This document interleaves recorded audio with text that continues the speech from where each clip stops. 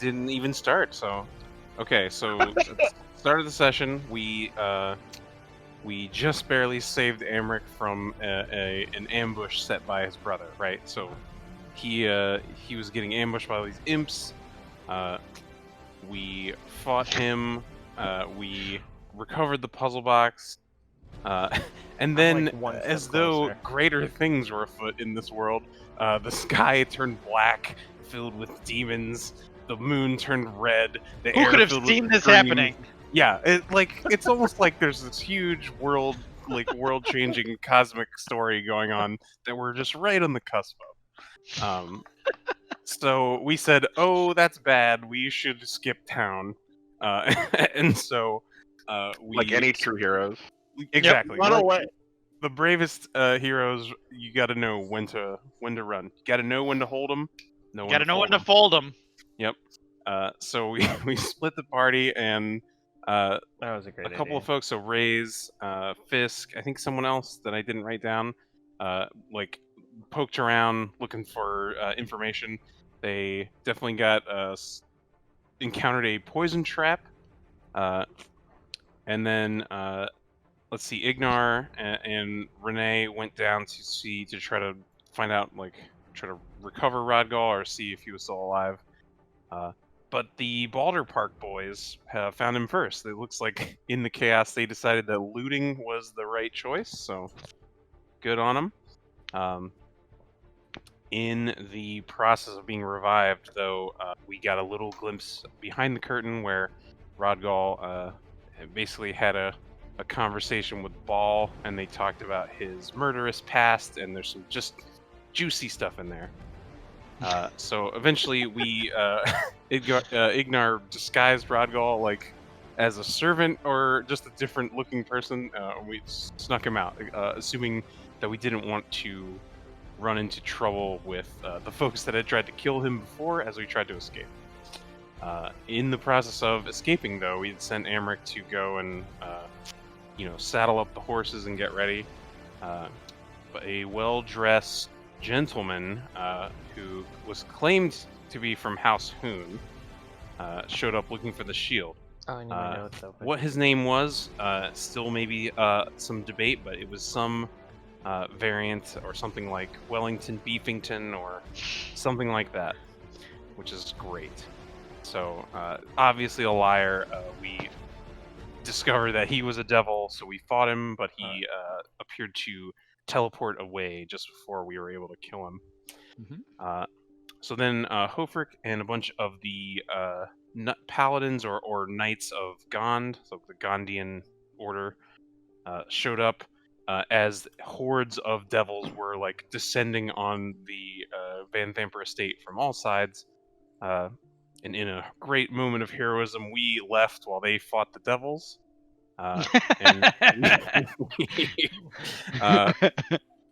So we saw in the exit, right? Baldur's Gate was just a shit show of fighting. Flaming fists, hell riders, refugees, everyone was fighting these devils. They're all over the place. Real bad. But figuring that we can't really do anything else and in possession of this puzzle box, which might actually provide some sort of clue or solution to this problem, we headed toward Candlekeep. In the process, we identified that shield. Zerai had an interesting conversation with the shield. Super normal thing. They said that the shield was being used to weaken the bonds between the worlds, and also communicated to Zerai that Zariel was actually in charge of Avernus, right? So actually the archdevil of the first layer of the Nine Hells. So we got a little bit of her backstory, she was basically captured and given the choice between death or just serving as a general or someone to just fight demons, right? So seeking, I think, vengeance over and seeing maybe that was a chance for her to still do some good, that's what she chose. So then the shield also told Zerai that it was basically a prison. Whoever the shield is, whoever the consciousness is, doesn't remember who they are. They were called the Hidden Lord. That was I think the only thing we got. And they claimed not to be a devil, but that they were trapped in this infernal prison. And I think that's about it. So we looked through the ledgers that we had recovered from the Van Themper's Fist, kind of looked through them too, and it confirmed to us that the Van Thempers were funding the Cult of the Dead 3. We kind of suspected that already, though. But there was also a letter implicating Krieg, basically as being the one who set up the whole Raven Guard meeting and presumably the entire El Terrell situation. So that, I think it wasn't clear to me, and maybe it wasn't clear to Krieg either, like exactly what the terms of the contract were, and so maybe that's why Thirstwell was trying to figure it out, because no one exactly knew what it was. But regardless, we want to know, and so I think that's where we are. That's where we are. We are headed toward Candlekeep. I'll just add, I don't know if you put it in your notes, but this is probably, if I didn't communicate this, Thalamra was clearly like upset with Krieg, right? Yeah. So she certainly had some plan for when she said take care of Ravengard that Thalamra did not, or that Krieg did not, follow through on, right? Yep. Or that it wasn't done to her satisfaction. Was what I put down. So yep. I will also share some fun things. So hopefully Puff doesn't mind. I know we had kind of a falling out, but he had a shield commissioned. So this is what the shield of the Gondian paladins and priests, as they rescue you, were wielding. They're wielding this image of the little hammer on his little pony, with the symbol of Gond prominently displayed on their shield. So this is what he spent his time making, which I thought was really, really cool. Yeah.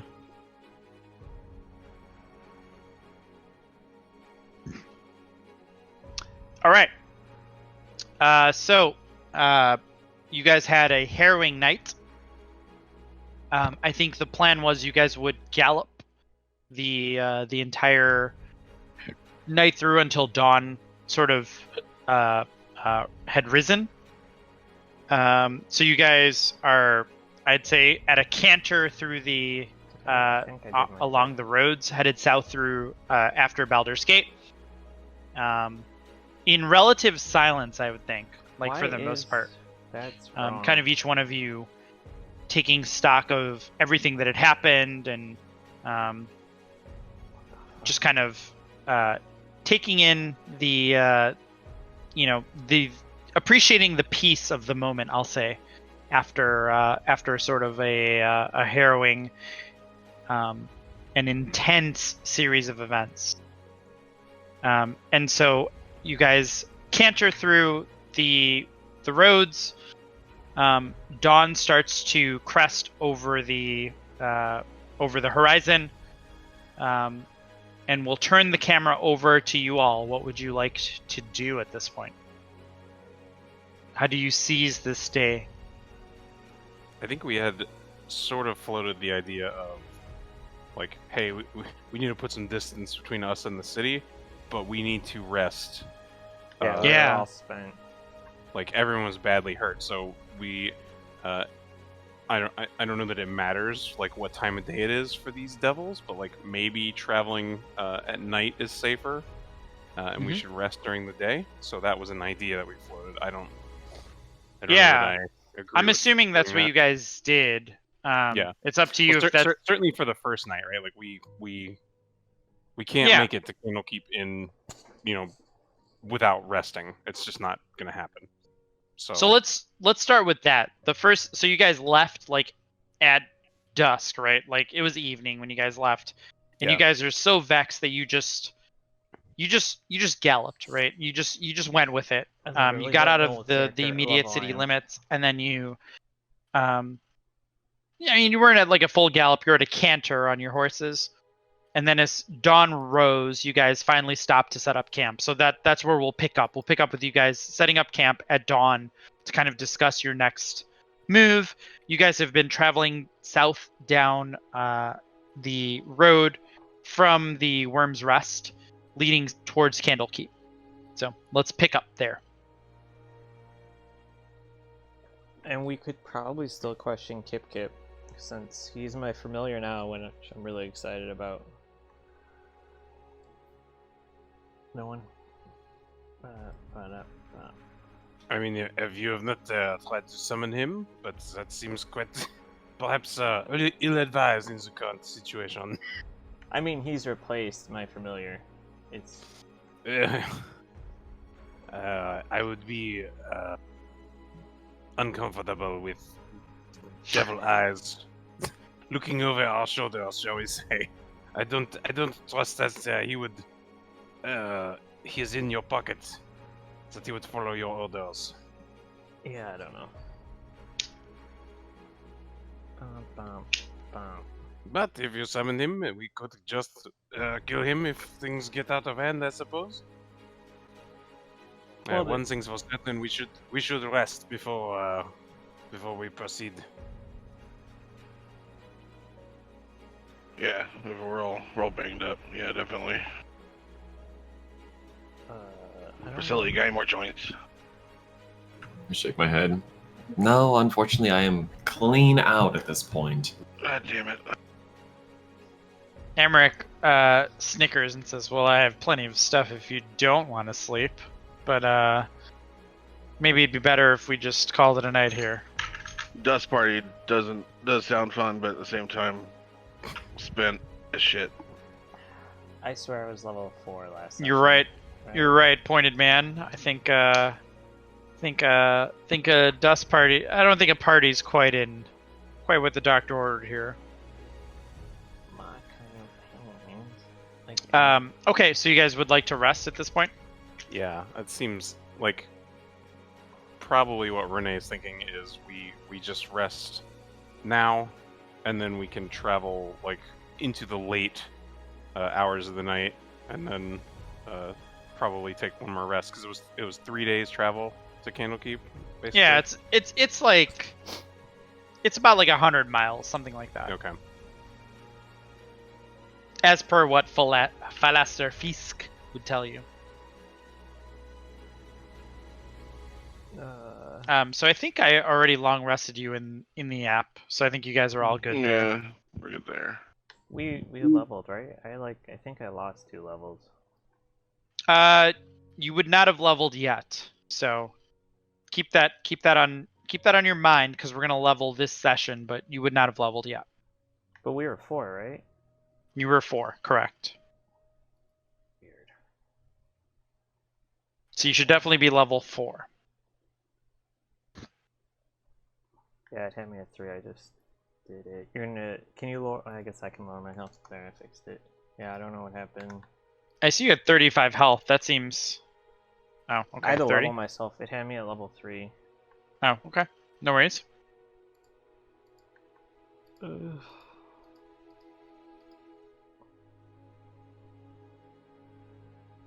Okay. So what would you guys like to do? I think during the rest, I'd like to find Zerai and just, I don't know what he'd be up to. But I'd approach and say, I know things have been a little bit weird lately. Do you want to talk?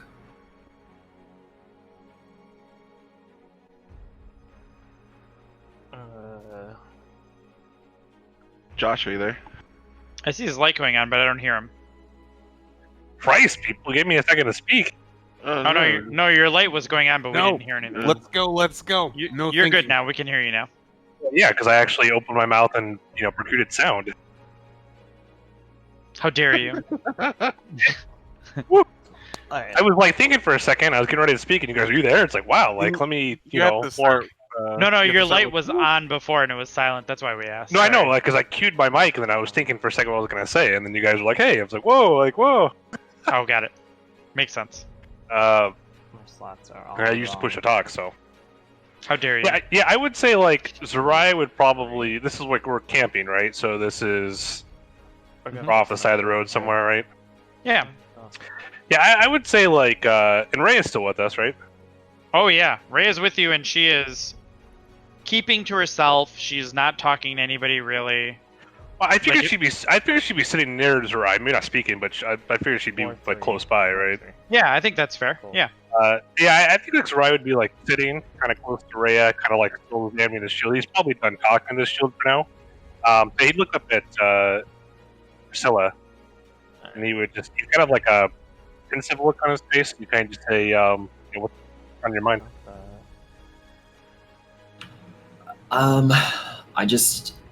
I recognize that things have shifted a lot for you in just this last day, and I mean, if I were in your position, I think I'd be a little shaken up with the whole acquisition of the shield. I mean, you were screaming at a shield for a moment there, and then finding your leader and such in the sewers in the company of the Van Thampers, and now all hell is raising up in Baldur's Gate, and I guess I'm just a little bit worried about you, and I don't know how you're dealing with all this.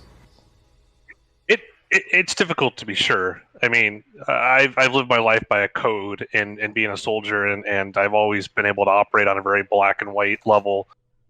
And everything around me has been changing rapidly in the last few weeks. I mean, it's one thing I know, I'm on assignment in Baldur's Gate, and then we get sent back, and then my city disappears. Then we investigate, then we find the High Observer, and then he's killed, and and then it's just it all feels like a rush, and I don't really know what I'm supposed to do next, other than I have to still find a way to save my city. And as far as the shield goes, it's definitely not just a shield. I mean, I guess you guys could say like I'm going crazy talking to it, but there's definitely some kind of entity, a divine being inhabiting the shield. And the shield's telling me that my blessed lady Zerial is running the first layer of hell. And it's like, what am I supposed to do with that information? Like, this is just, it feels like everything's just compounding and getting more crazy every single day that we're on this quest. It's like everything you knew got flipped up on its head. And I can't help but offer my condolences it seems like more and more information is coming out that suggests that Zariel isn't maybe who we thought she was. And I have no acquaintance with her or anything like that, but I mean, I haven't really spoken much about my affinity for the gods and goddesses, but I think I would be a little perturbed if I were to find out that the one I follow and worship is in some sort of infernal acts. Yeah, I don't know. I mean, obviously, I don't know who's in the shield, and I don't know how reliable the information is. All I know is that like she has blessed my movements, and she's answered my call when I've asked for her strength time and time again, even when we're fighting devils. And so I have to ask myself, from a logical standpoint, like, if she truly was running hell and she is basically employing devils, why would she bless me to fight them? It's all very confusing. And it just all I know of it is that she'd led hundreds of us into hell years and years and years ago to do a holy crusade, and so it's like, why would she just switch sides? Like, what truly happened down there? And I don't think anybody living knows that answer. And what's going to happen if we find out that answer?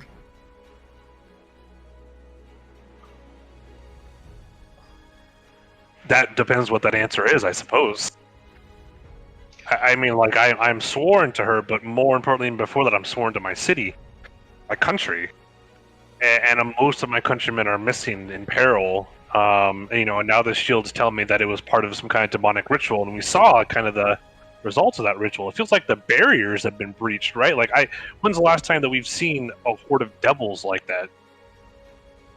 The last time there was a horde like that, it was when Elturel was on the brink of extinction, when the Hell Riders marched into hell itself to protect us. Is that Rhea talking? Yeah, that would be Rhea. Rhea pipes up like out of nowhere to say that. And she kind of recounts the tale of that, right? Like the tale of the Hell Riders, and she's not speaking to you guys, she's speaking through you guys, right? She's just reciting almost. Yeah, Xerai kind of like wipes some of the sweat from his brow and just shakes his head, and it just feels like we were told stories in Elturel that Hell Riders were successful. You know, like some, like not all made it back, but a lot did, or I should say, a few selected. And we were told that their war was over, that they rode into Hell and then conquered it. Clearly, that's not the case, and it feels like we're needed again. But the Hell Riders are in no shape to answer the call this time around. Is there a part of the story why she didn't come back?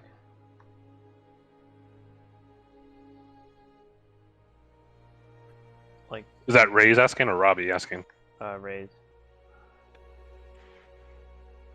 Like, She was- why didn't she she- come back with the other Hell Riders afterwards? Rhea responds, sure, many Hell Riders did not come back. In fact, most of them did not. They rode into battle, and they fought valiantly. And many of them fell, Zariel being one of them, is what we were taught. The fact that Zariel still lives betrays every teaching that the Hell Riders were taught. And she's an angel, right? Correct. She was a celestial being that came to us in our time of need. That's not good. Perhaps this is me being cynical, but maybe all these stories were convenient lies. I mean, sometimes if you're the one who loses the war, sometimes you create stories to try to, I don't know, motivate or raise morale for those who actually lost. And maybe there's a different story on the other side. Rhea cuts you off, Priscilla, and she says, "Stop! Just stop. I abandoned my home. I left Termish, and I came here to become a Hell Rider. And I can't accept that's true. I can't accept that the ideals that I valued would be false. I can't accept that right now." You're right. And she turns and she walks away at this point. She's clearly on the brink. I wanna sort of shout after her as she's walking away, and I say, "No, you're right, and I'm sorry. I spoke out of turn there. Perhaps speculation isn't needed right now. It doesn't mean you have to abandon your values and everything, though. Those things are still needed. I mean, you're still doing good things for the realm, and regardless of what exists, those values are still important, and you still need to hold on to them." I don't like it. Silence, and she walks away, head down. You'll have to give her time, Priscilla. I don't know much about her prior to it. She served in a different unit, but I do know that she always held the High Observer in a really high esteem, and so I think more than anything else, his death has really shaken her up. The High Observer to me was the leader of our country, but he was always more with the companions and the Hell Riders. So, while I don't ever support regicide, and I feel badly now that my country is leaderless, it doesn't probably shake me up as much as it does her.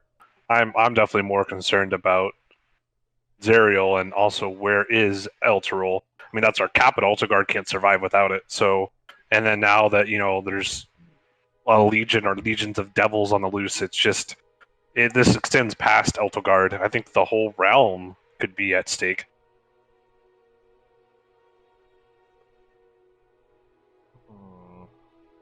Just kind of seems a little bit hopeless. What are we to do against legions of devils and all that good stuff? I mean, we're going to speak with some wizards in hopes that we're going to restore everything. I guess maybe I'm pessimistic here, but this seems like a lot worse than something just a ragtag of adventurers can handle. I mean, maybe so, but you saw those brave paladins fighting in Baldur's Gate. The people have to band together. The best that we could do right now is figure out this puzzle box. We have to chase the clues that we have. We may be a small band of a few miscreants here and there, but we survived fighting cultists, everything else thus far. So we must not lose hope. The day that we lose hope is the day that we lose ourselves. I mean, mortals made this mess. Surely mortals can fix this. I'm glad at least some of you are hopeful. I'll just continue to follow you and see what I can do. I am way out of my pay grade. Right nods, and he's just like, my conviction hasn't changed. Like, maybe a little shook, and I appreciate your cause for concern, but every devil I come across will be one less devil that breeze I've come down with it. Where's the image? I sent it last week. Cool. So we're Well, I'll make damn sure that your blade is enchanted and everything, with blessings from myself to ensure that those devils are cut down. I'm not going to run away from this whole mess. I'm just going to continue on, because what else am I going to do? Go back to Baldur's Gate and sell oils? I don't exactly think that market is available at this point. Emmerich pipes up at this point. I don't think Baldur's Gate is in our future, my dear. At least not for the immediate future. Well, I will look forward to selling oils to devils, I guess. Could sell the oil of some mages, I'm sure. Rusty old bastards. Yeah, it must feel like, where is all the mages? Surely they have some kind of way to sense what's going on. If you feel like the barrier between realms is breached, they would know about it, right? I mean, I don't know much about magics or mages, but it feels like their silence speaks volumes right now. Philaster Fisk pipes up here at this point, and he says, well, if there is anything to be said about mages, particularly those in Candlekeep, they like to stay neutral to these types of things so that they are not perceived as political entities. So in this case, perhaps they are merely, in the case of Silvira, she had me investigate merely as an observer. I was not intended to interfere in any way for any observation of being political or trying to instill any kind of insurrection, if you will. But clearly, this has gone beyond the mortal realms of politics, no? Yeah, Renee like saddles up and like, these mages seem like just as the types that as the guillotine is coming down on their heads, they say, I am not one to get involved in this politics. This is not a terrible way to think of them, Sir Rene. But I must say, I found the mages to be incredibly honorable in that regard, that they are not political, that they are not swayed by their country. Instead, they are swayed by things greater than any plot of land. That's what they all say. While they sit in their tower, while the rest of the world dies around them, they hide in their walls. Ignar spits on the ground. So, Ignar, you feel like the mages conclave at Candlekeep won't help us? There's knowledge to be found there. Not a fan of going there. Yeah, but I don't want their books. I want their arcana talent. Like, lots of hoity-toity snarkiness is what we'll find there, but we'll be able to find some answers there, I'm sure. If there's any place that there's actually mages that could probably help us, it'd be Candlekeep. They're too far from Waterdeep at this point. I do hope they could tell me what's going on with the shield, because there's definitely a hidden power to it. Yeah, that's cool. You can ask, but like everything else, there will be a price for whatever we want to know. Just beware.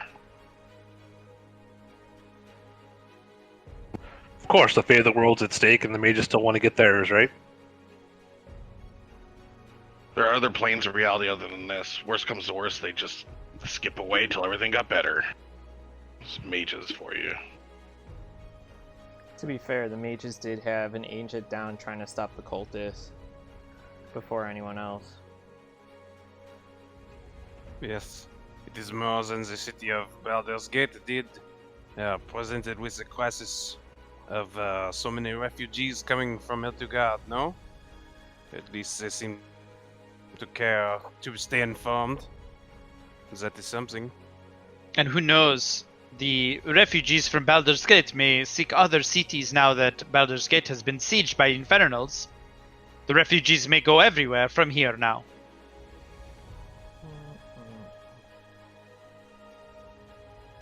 And what was with that guy that was like posing as a human and then he was actually a devil? Like, is that something we got to worry about too? The devil's going to start shapeshifting and coming at us from all angles?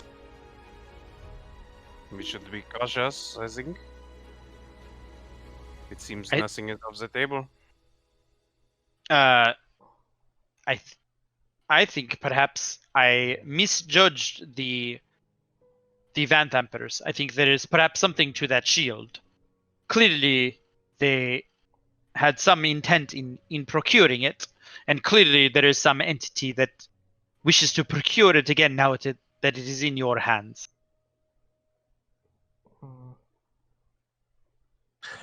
Well, if the devil's the one that's no good, we must keep it away from them and find out what's the true secret of this shield. Indeed, sir.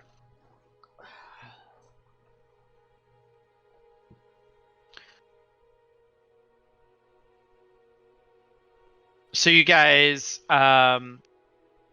continue down the coast. I've shared the map so you guys can kind of see what the journey looks like. So you guys continue down the coastway. By the way, this is my my visual novel episode, I feel like, because I don't have any like battle maps. I just have like a bunch of pictures of like stuff that's like going on. Yeah, perfect. I'm, like, okay. I'm super excited about it actually. Okay, so you I head don't down know the why you coastway. said that. Now These we're gonna get conversations into are a kind of fight. happening, right? They're happening as you guys are just kind of traveling. Is there anything you guys would like to do prior to arriving at Candlekeep? Any particular confrontations or any interpersonal types of conversations that you'd like to have? If you'd like to have them, let's do that now. Otherwise, when you're ready, we'll pick up at Candlekeep. Confrontations, huh? Are you hinting about something? We should I'm probably deal with Mrs. Doubtfire before we get there. Yo, Marguerite? Yeah. Marguerite. Just one of the servants. Nothing to see here. The guy who's keeping his mouth completely shut because he doesn't want to get his brain smashed in again. Yeah. Rodgal, make a deception check. Let's see how this goes. You had to jinx us with there's no combat plan. 14? Okay. I don't know why my character D level. At least they don't have to roll with disadvantage anymore.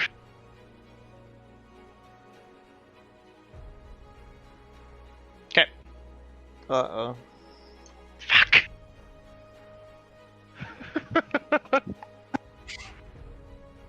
I'm gonna get brained. I mean, Rhea doesn't say anything, right? Rhea is very much to herself.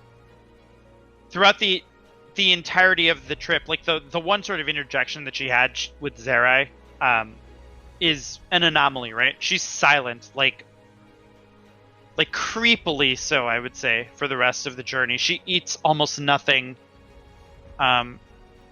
You would be surprised to see her sleep, right? Like, you don't see her sleep, you don't see her eat.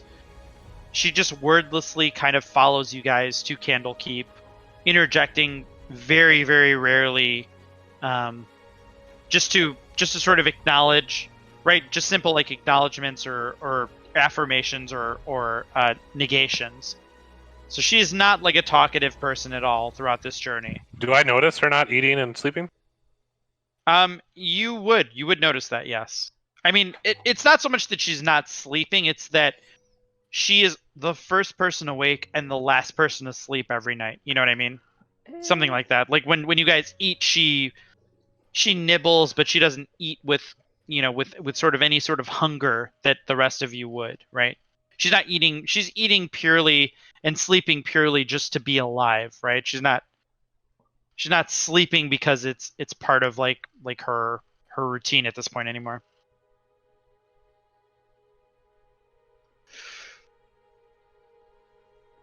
Is there anything new in the spellbook? Nope. Okay. Nothing new in the spellbook. I feel like Yeah, I'd say from Zraya's standpoint, there's really nothing. You know, he's excited, or I shouldn't excited. He can't keep to figure out what's going on. So. Yeah, and I think Zerai would interpret Rhea's strife as like, it's kind of like a soldier's like PTSD kind of deal. Like, that's probably how you would see it, maybe. Yeah, I think Zraya would give her a little bit of space, but like if it continues for too long, then he'd probably interject because he wants to make sure that she's staying herself ready for battle, right? So Like combat ready, yeah. Yeah, like Yeah. don't take your time to grieve, but don't do it at the cost of combat effectiveness. So he'd give her a little bit of space to process, but if it drags on too long, then I'll say something to her. So Yeah, I would say the entire journey she's that way unless you say something otherwise to her. no, I would say that he would probably wait till they get to Candlekeep to say something. Yep. Give her the journey to kind of self-process and grieve for Krieg and all that, right? So Yeah, I think I would say like during the journey though, like Zrai would be kind of right in your Ignar because he's kind of just he's probably trying to pick Ignar's brain about like what to expect from Candlekeep and all that because Zrai doesn't trust mages and he kind of gets the sense that Ignar doesn't either. So Yeah. Yeah, I think unless Rodgal wants to push the issue, Renee would kind of sense like maybe they need a little bit more time to process. But I think they'll come around. So yeah, Marguerite, you should keep that pretty dress on a bit, few days longer. I think. No arguments here. No, you must change the timbre of your voice. Oh, hello! They're going to see right through it. Make sure you squat when you're pissed too, brother. I just cover my face with my hand and sigh. They are much better. So as you guys are traveling down the Sword Coast Road, the weather gets increasingly shittier. Cool. And so the first, like, the dawn comes. oh no, after you don't get out that easy. Is it starting to rain? Describe the weather. Yeah, exactly. That's, Don't say shittier. Be our weatherman. How's the weather? Like how's the temperature? How's the wind blowing? You know what I mean? Come on. How many inches of Humidity- rain? Forecast look like. Tell me the scene. Where's Yeah. my sound like that? So you guys leave you leave Baldur's Gate. Through the night, you leave like sort of the blood moon, what have you. And as you get away from Baldur's Gate, the sun rises, you guys make camp. It's a clear sky for that first day. And then after that, it starts to rain. So it starts out as like a drizzle, and then it increasingly worsens. Dark clouds release heavy rain until the roads run thick with mud, and you guys still trudge on, passing by friendly merchant caravans headed north. On the morning of the 5th day, the rain subsides, but the dark clouds remain. Ahead, you see a branch from the wider road heading to the sea. A raven perches solemnly on the leaning post, bearing 2 signs that point like arms towards the west. One says the Way of the Lion, and the other says Candlekeep. What's the first one say again? The Way of the Lion. So they're both pointed in the same direction. Bum, bum, bada, bum, bum, bum. We say 10 years? I think my character's been here 10 years. Raven. and- Probably some little bastard. Try not to make eye contact. You know, we don't. Yeah. Don't engage. Don't engage is what I'm saying. Let's just see if we can keep moving. You know, we're not that far. The weather's always shit on the coast. There's the half the keep they don't even use during the winters because it's all frosted over. You know, there's just towers because the sea is frosted all over. So this is normal. The dark clouds, whatever. Yeah, just that time of year. But we keep moving. What is this? What is this Way of the Lion nonsense? I've never heard of Way of the Lion. All I think know the Way is- of the Lion just refers to the actual, like the road. You know what I mean? It's just the road that Like- leads to Candlekeep, yeah. It's like fucking Dead Horse Road or Sherman Avenue or Okay. you know, yeah. What is Yeah, the name it's- of the lady? It's just a road. It couldn't be much more than that. Don't worry, we'll be there. We'll be in the company of dust, books, and stuffiness in a short time. Trust me. More nonsense you ever need. I think they even have a large collection of pornography section too. You know, so there's that at least. They have everything there. Odds, bits, and ends, anything if it could be written down, scribed, whatnot, it's their thing. I've never seen so many people that were just so into books. It's like It's like Ophelia, like Book Ophelia or whatever. Like the scribes, they get off on scribing shit all day long. All they do is read and they chant. The chant's the worst. Constant chanting about prophecies and shit. It never stops. Can't even get a decent night's rest there. Jesus. How many days have it been since we left Baldur's Gate? 4 days. How's the status of the horses? We only have 4 of them, right? So they're each carrying 2 riders. Yeah, I mean that's what That's takes the reason you we're 4 going days. slow. Yeah. Yep. Yeah. I mean, I don't care about going slow, but you're getting the weather and all that stuff. Like, how's the horses doing? Like, still gotta They're check out the doing health okay. stuff. Yeah, they're doing okay. I mean, you guys are all kind of you're Yeah. pushing them. Unless you guys tell me otherwise, I'm assuming that you guys are moving at a pace that is amenable to beasts of burden, right? Like you're not pushing them too Yeah. hard. Like, we do like tack and lather and stuff. Like you've been in the military and stuff. Yeah. You know how to do horses. So like every night they're desaddled, they're tied up. We give them, it's not like we're in a barren wasteland or anything. So there's place for them to graze. Totally. Yeah. And brush them out, and lather and stuff. So the horses are just like, yeah, it sucks. And even still, like people who are walking, like we don't have to be doubled up all the time if we're not pushing them. So it's like, you ride while I walk. I'll walk while you ride. Shit like that. Yeah. I'm assuming you guys aren't intentionally taxing the horses to try to Yeah. make up ground. I mean, we're making. I'd say we're making a brisk pace, but like I would Yeah. say, like we're fucking full on galloping. We're out of. Trying to It just find sucks her being name. outside right now. So. Yeah. Like the West Coast. Yep. Yeah. Without the fires. What is the Okay, name? so Oh, it's kind of fires going on. as you guys, I'm assuming that you guys would follow the way of the lion, which heads west. Yeah. You say they both point in the same direction, so I guess we would, right? Hell yeah. So the afternoon sun shines through the clouds to illuminate the gray walls and the pale spires of a time-worn fortress that stands majestically atop a rocky promontory overlooking the sea. The trail leads straight to it. So DM's note here, guys. If you guys have ever played Baldur's Gate, Candlekeep is often represented as a walled city with a large spire in the center. But if you look at this particular image that I'm showing you here, it's almost like a plateau, right? That kind of ascends to the keep in the distance, and then in the compendium that I purchased from DM's Guild, it's even different. It's an even different layout. So we're gonna say Candlekeep is a little bit of a sort of leave it to the theater of the imagination, right? And so it's a walled city, okay? And it's on a cliff, right? And the cliff looks straight down into the sea, but there's almost like a circular sort of encropping of land. And Candlekeep encapsulates, the walls encapsulate that outcropping of land. And then there are towers that just spire out of it that lift up off of the walled edges of the city, okay? Does that make sense? Yeah, I mean, if you look at that, other than elevation, or whatever, just for character flavor, that's set up pretty much geographically how kind of would be set up. Because that's the thing I was talking about. Like they don't use the one half of the city in the winter because it gets cold and it frosts over. Yep. And shit. And so like if anything, I would think the shining point would be a little bit more towards the center of the city. But that's whatever, Totally. It doesn't matter. That's 100% how I see it too, right? Like that Yeah. should be in the center of the city, but in this image, it doesn't look like that's the case. Yeah. So I just wanted to call that out. And then I'm going to share a map a little bit later where that particular thing is not in the center of the city as well. So let's just say, for the sake of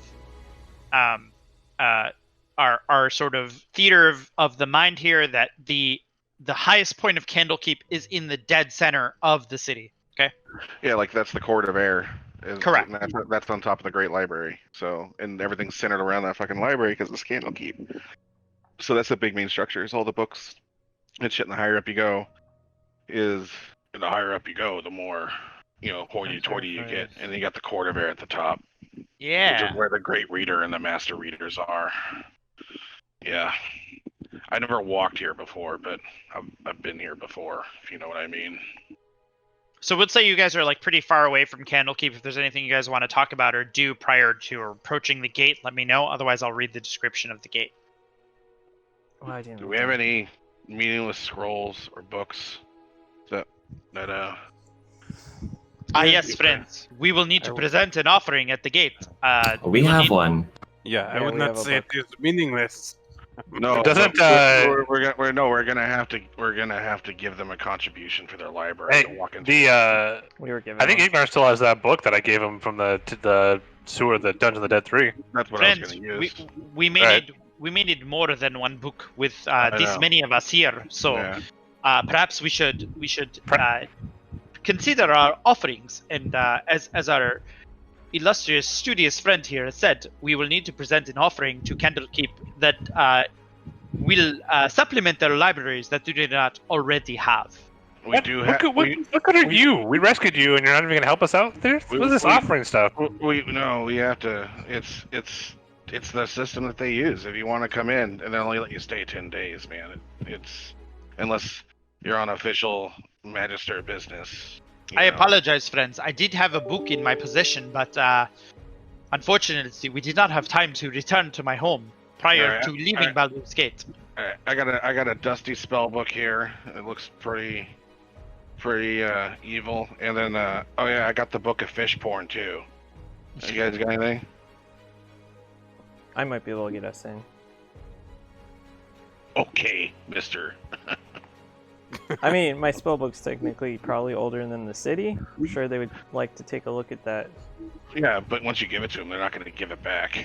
There are also in the inventory, just so you know, there's a poisoner's kit, pipe of the sewers, calligrapher's supplies, and 3 black ledgers as well. From Thalamra's bedroom. That Flaster Fisk reminds you of. We also So have the ledgers were like, just like, kind of mundane, right?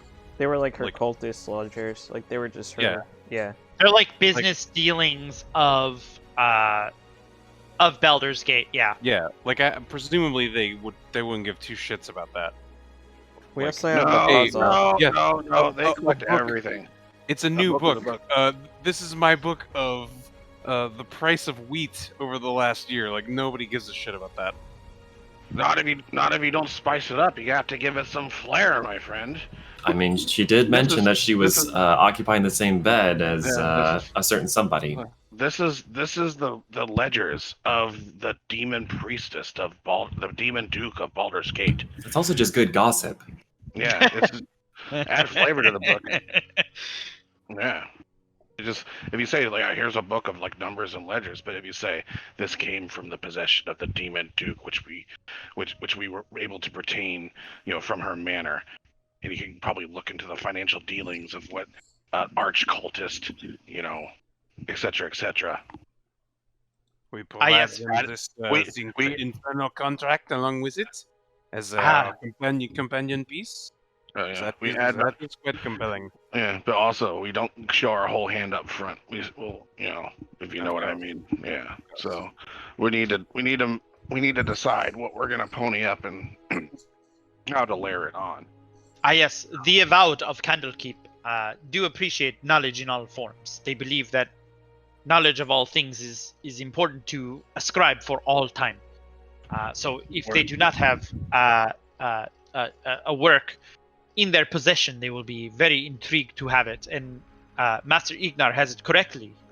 Perhaps you can oversell the importance of some of these books. The Avowed at the Gate will not have time to read the book, for example. So, just so long as it is not in their possession, that they can quickly verify, and that it is an important work, perhaps you can convince them that this is a worthy offering. Words carry weight. Words carry value. You can add weight and value to any book that we give them with words. We also have the puzzle piece they want, or puzzle. I'd say we keep that until we get an audience with at least a master reader. Do not tip the hand early, I warn you. As you guys approach the gates, you see a group of 5 purple-robed monks interviewing a group of 3 well-dressed elves. As you begin to approach, the 3 elves step away from the gate and walk a short distance away and huddle up, speaking in quiet tones. Search your pockets. Search your bag. It has to be somewhere. How could you have just lost it? You pass the elves and head towards the gate. Two of the purple robes monks step forward to greet you. One of them introduces himself as the older one introduces himself as Scribe Sandor, and his younger colleague as Seeker Astor. Seeker, huh? And Seeker Astor addresses you.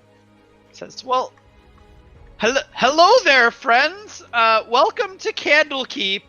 I'm Seeker Astor, and well,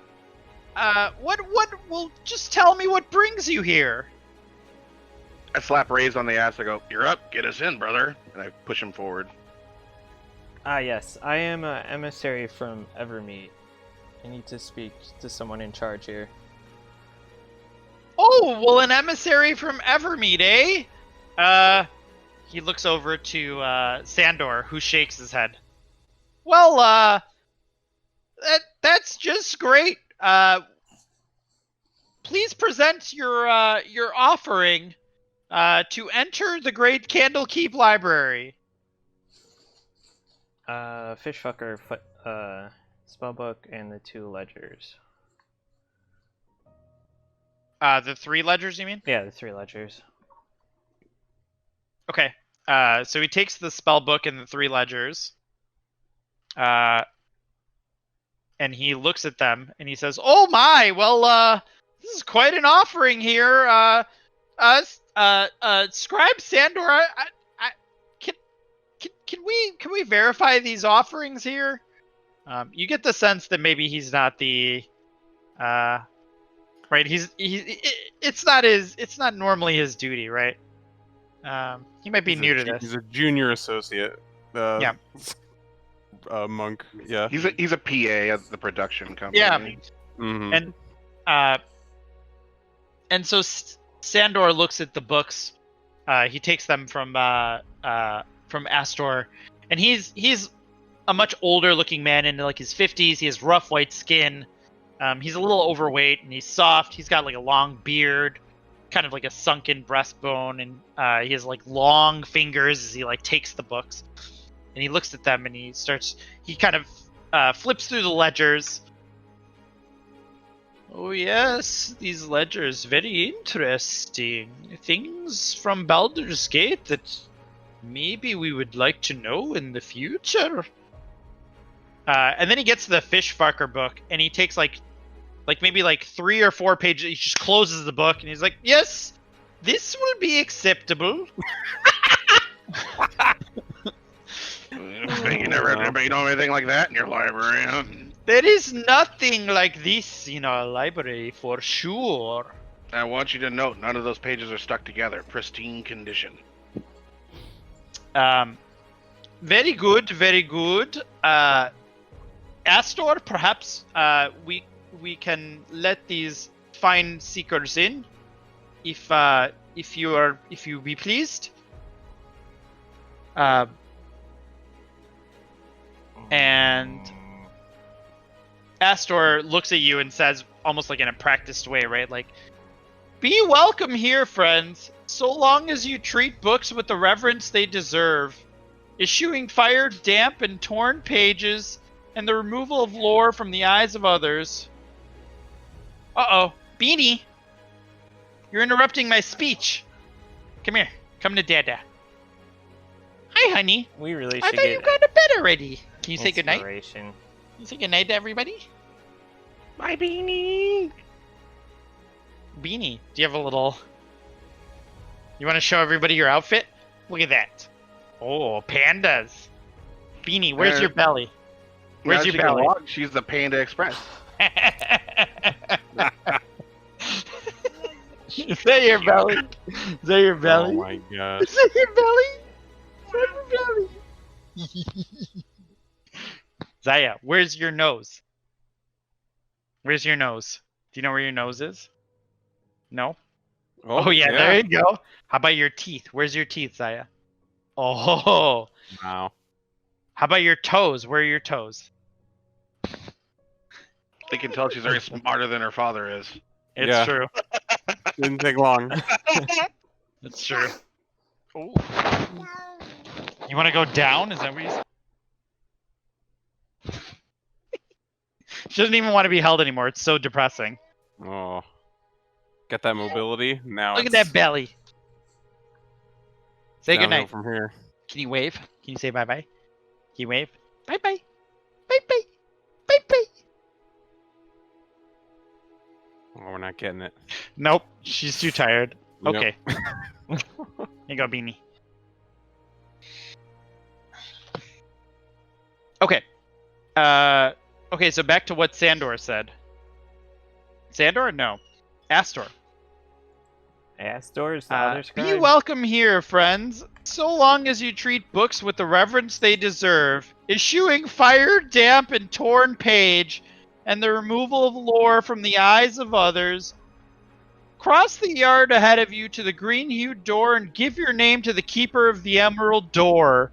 You'll be provided with food, a bath, quarters in which to sleep, and a moot with a monk who will escort you to your first visit to the room of the tomes. Oh. And he gestures towards the gates. And Sandor kind of looks at him and kind of gives him like a pat on the back, like, good job, buddy. Like, you did it. I feel like that can be automated. I lean over Priscilla's like, dealing with idiots does bring its comforts, though. I heard bath, didn't you? I did hear that. Spa day! Let's go. Oi! And you hear from behind you. You, Sir Bladesinger, please, if you would be so kind as to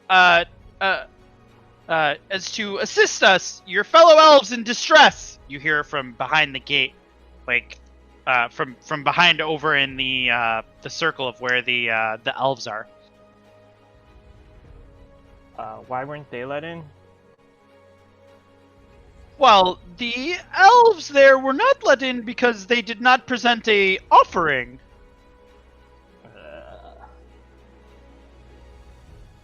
I guess I'll walk up to elves and ask them where their book is to get in. So there's 3 elves. They all seem to be pretty well dressed. 2 men and 1 female.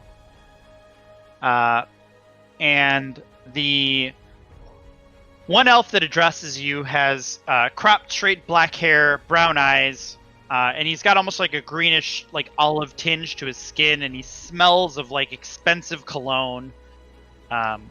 Really, really sort of stunning character. And Race, you recognize him as a moon elf.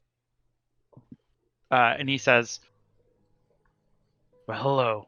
My name is Galadar Lithwar of House Lithwar. My house is known for an incredibly coveted brand of Elverquist. We have several expensive clients across the entire land, in Waterdeep and even in Elturel. We were on our way here to settle a dispute that required the libraries of Candlekeep, but unfortunately, on the way here, we lost our spell book that we intended to use as entry fee."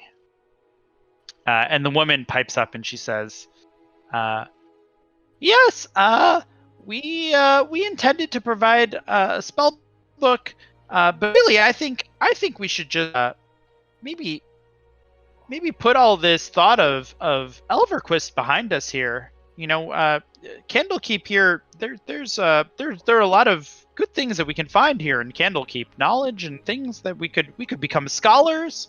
We could become acolytes of Denair. There's so many amazing opportunities here, and we don't even have to go back to Everesca." And the third person doesn't speak at all, but he crosses his arms, clearly annoyed with this whole conversation.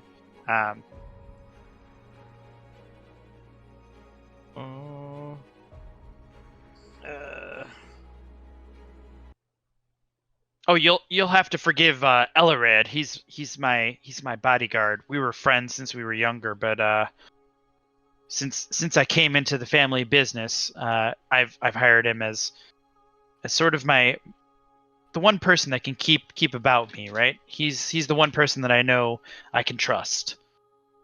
Present company, excluded of course, Nelisare. He looks to the woman next to him and bows slightly. You see, me and Nelisare are betrothed to be married, but I certainly couldn't go through with the marriage until we had claimed what is rightfully mine, the inheritance of my blood. And I do apologize, Sir Bladesinger, but I did see your tattoos and I did see your move. I've not seen many of you in these parts, but I thought maybe you could help us in our time of need. Is part of the code. Let me see if I can get you guys in. I give Scribe Sandor one of the spellbooks I'm holding, and it asks if this will cover the 3. Why, certainly, if you would like to cover the entrance fee of the for the other 3 elves, I certainly wouldn't have any problem with that. But you would be responsible for any of their deeds within the city. That's fine. I'll hand him the Umbra spellbook. Okay, he'll take it. And the elves will look at each other and be extremely jubilant. I will miss you, spells. Thankful that you had covered their fee and you had helped them in their time of need. Sir Bladesinger, Nelisare says to you, Sir Bladesinger, is there? Can we offer you a tribute for helping us in our time of need? Can we offer you payment? Is there anything we can do for you? No, it's fine. Just stay. Don't go towards. Just stay in Candlekeep if you can. It's probably the safest place right now. Well, we intend to return to Avereska after our business in Candlekeep has concluded. But we will sing the tales of your arrival in our time of need. And in fact, if you would like to accompany us as perhaps a bodyguard, better than this brute, she looks at Ellered, who glares at her silently. We would be most grateful for your services. I'm sorry, I'm already on a mission.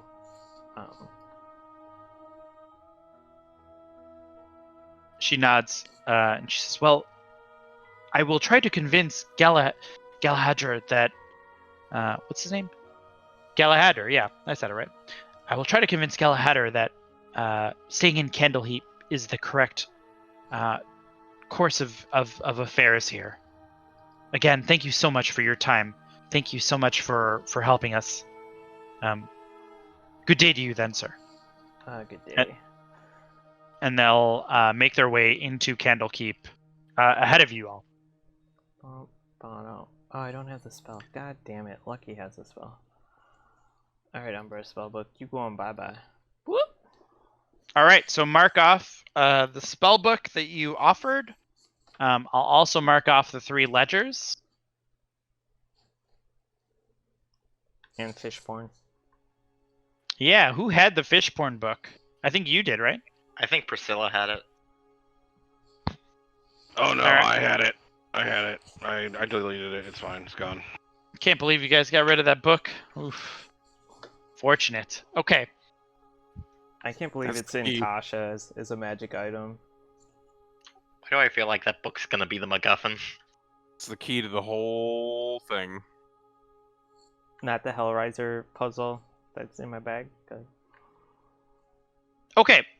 So I'm going to share a map here with you guys, just because it's easier to do that. And you could ignore the beneath the library fortress part, because it's not going to play a part in this. Yes. But so you guys walk in from the Way of the Lion, past number 1, and now you're in the Court of Air. And so you cross the gates of Candlekeep, gaining entrance to what the monks referred to as the Court of Air. A cool breeze gently ushers you into a large courtyard area that is lightly occupied by what appear to be various monks, scholars, and priests. And you can hear an ever-present Gregorian chant in the distance. The north end of the court is a collection of 12 towers that are connected together Oh, by yeah. small passageways. And at the ground floor, there's a main We're at entrance 7, that so leads we're right here. into what appears to be like a small building. To the south are a that's collection of other buildings that include a stables, a granary, an inn, what appears to be a dormitory, and then a temple. On the far western side of the courtyard is a brilliant emerald door. Alright. Priscilla, I heard Breath of Emerald Door. I want to go knock. I don't know about you, but I don't smell my best. And I don't feel. You ever one of those days where you feel less than fresh? It's one of those days. For I sure. felt like that almost every single day since we started this whole adventure. Me both, girl. I have a whole bunch of oils. We can spruce up any bath that we take as well. Perfect. Let's do it. Me and Priscilla go toward the door. I wish I was playing Lucky. Lucky has tracking spells, which So just a moment of clarification on this map. I think we were talking about number 10. Number 10 exaltation is that like blue light that you saw in the distance, and I would envision that's more towards the center of Candlekeep, if you will, like the center back of Candlekeep. You know what I'm saying? Instead of like the south end of it. So just keep that in mind, right? So that's the Yes. big tower. It's the Great Yeah. Library, isn't it? That's That's the great library. I hate that they put it there. Yeah. It really makes me angry. I have to say. Yeah, yeah. No, I figured that would be Center City because everything's built out around that library that was built Right? there. Right? So, yeah, no, so yeah, we're all in agreement with that. That's in the center of the city, and yeah. So you guys approach the Emerald Door. What did I write about it? Is it made of emeralds? It is, in fact, a green door, and an aged, white-haired male human in an emerald green cowl is waiting there as you approach. And he has sort of like a friendly look on his face, but he doesn't say anything as you approach.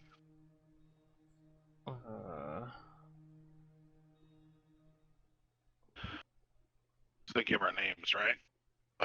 We?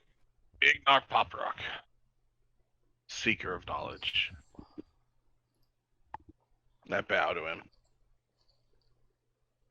He nods to you, and he pulls out. He's got like a scroll in his left hand, and like a quill in his right hand, and he writes down your name, Ignar Poprock, Seeker of Knowledge. He writes into a scroll, and then he looks to the rest of you. I am Priscilla Goldmantle, procurer of oils. He writes Seeker of Oils. You don't know that, but it's funny to me that he writes that. Ray Silverbloom, emissary of Evermeet, Bladesinger. Seeker from Evermeet. He vocalizes as he writes. I thought it was clever, but I was too passive, or like, I was saying different towns. Rhea Mantelmorn, Seeker from Elturel.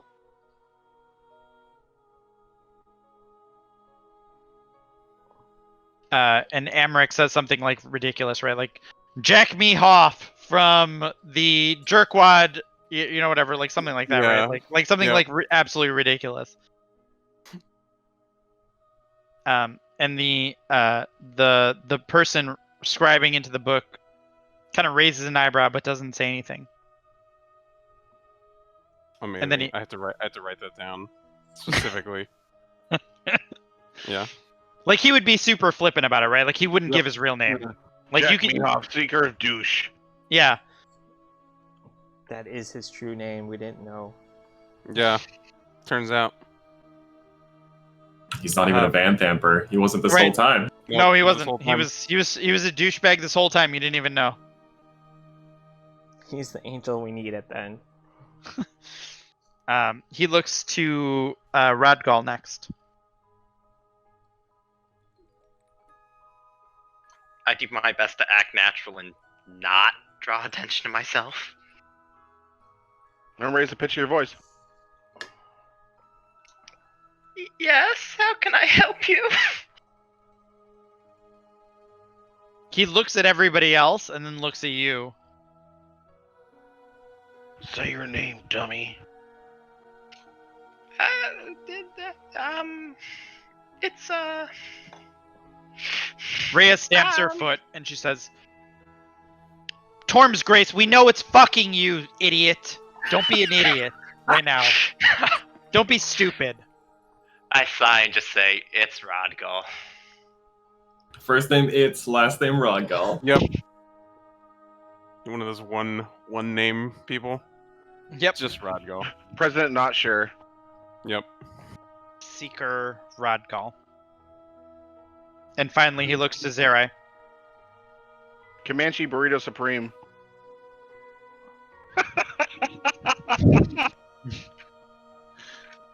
He will be missed, Umbra Spellbook. Sounds like an actual tasty burrito. I'm gonna cut. We still have the other ones though, which is kind of good. He gestures but doesn't say, right? Like, Yeah. well, out with it then? Renee's waiting. Like, I kind of nudge him a little bit. So I just stares back at him, doesn't say anything. Well, Say- I guess say- you can say- wait I out will here. go. I will go first. Bonsoir, je m'appelle René Sucredoge, also called Monsieur Candy Canes. Seeker Renee. Seeker. Candy yeah. cane. Seeker Candy Canes. Mm-hmm. Seeker of candy canes. Yeah.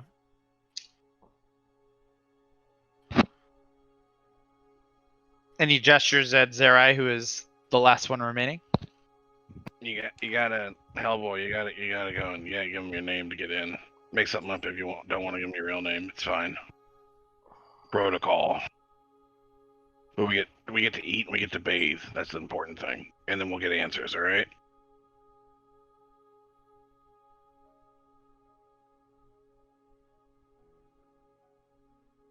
I mean, we could have someone watch the horses. Like, I mean, I assume they're coming with us. Yeah, you're holding the horses with you. right, but I in the feel quarterbearer at like this we're gonna point. be here forever without a name. Josh, are you there? Yeah, I'm dealing with something. Give me 1 minute. Okay. I asked Fist why we have to deal with all this nonsense if we're on the same. Our missions overlap.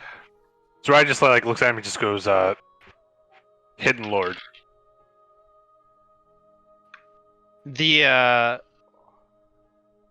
The shield hums with approval when you say this, but the gentleman at the gate gives you a severe eyebrow, right? Like just that severe, like raised eyebrow, but doesn't say anything. Jots down in his note, and then he gestures off to the side, and a gruff-looking, round female monk comes up, and she introduces herself as Sister Fronica.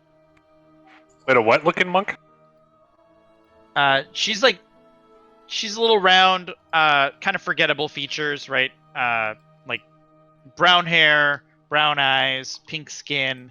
Sister. And she something. says, Sister Roundball. well, mad friends, I am Sister Fronica, and I shall be your guiding monk.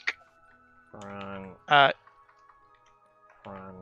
Keeper Rafik has instructed me to show you around the Court of Air. First, perhaps we should stable your horses close to the gate, and then I can show you to the House of Rest, where you will be assigned to bunks. Furthermore, you will be allowed to rest and perhaps bathe yourselves. And she kind of wrinkles her nose at all of you. Yeah, we know. We know. Once you've taken care of your basic upkeep, we can then peruse the rest of the Court of Air. How does that sound?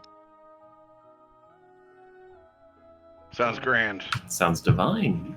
Say magnifique. So she'll lead you over to, if you're looking at the map, she'll lead you to number 6, where you guys will stable your 4 horses. And then she'll lead you over to the number 2, which is the House of Rest. Okay. And let's see where that is. I think I have an image for that.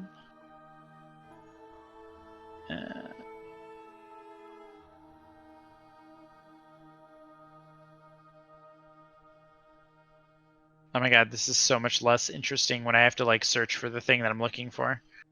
So she'll lead you over to the House of Rest, So I where make you guys have like buttons, simple beds which I fucked up and this just week like too. storage room to keep things in, etc., etc. And there's also like a public bathhouse that you guys can use, which she strongly recommends that you use because you all stink. Probably smell like peppermint though. The peppermint is just a decoy, I must say, sir. There's an unmistakable smell of shit and sweat underneath that pervades. I'm gonna cast Druidcraft and just like waft it more in her direction as like a fuck you. Like, here's the shit. Yeah, Give us a right. bath. She takes the hint and immediately goes and draws a bath for each of you. So you guys can take a bath, kind of take a moment to relax, and then when you meet her back out in the Court of Air, she will say, well, if any of you are hungry, we can then head over to the hearth, where we can feed you. Did you scrub between your tusks, Ignar? You know I did. Proud of you. Yeah. You gotta look glamorous every day, girl. I picture Ignar as like fastidiously groomed when he has the opportunity. Yeah, and in this case, he has the opportunity, right? Yeah, like there's no urgency here, so. Yeah, no, I look fucking awesome. Can I braid your hair when we go for dinner? Perfect, yes. So she leads you over to the hearth. I don't get Did I get a why picture of this? I wonder. Did I make a picture for this? Fast fist. I legitimately don't remember. She leads you over to the hearth, and there are just think of like sort of like a cafeteria almost. There are a lot of like long tables that are leading through it, and behind the counter there are two ladies. One an older woman, and a younger half-elf female who is serving the various patrons of the hearth. And Sister Fronica encourages you to just kind of take a seat wherever you would like. And she mentions that you guys will be... everybody sort of gets fed in this particular hearth. So you guys take a seat, and you notice behind Sister Fronica... behind the proprietor of the hearth, there's a giant scaled, like snakeskin scaled hand, and it's crushing like some kind of paste that comes out of its fist, and it deposits the paste into like a pan that the hold on, my wife's messaging me. Stand by. What's up?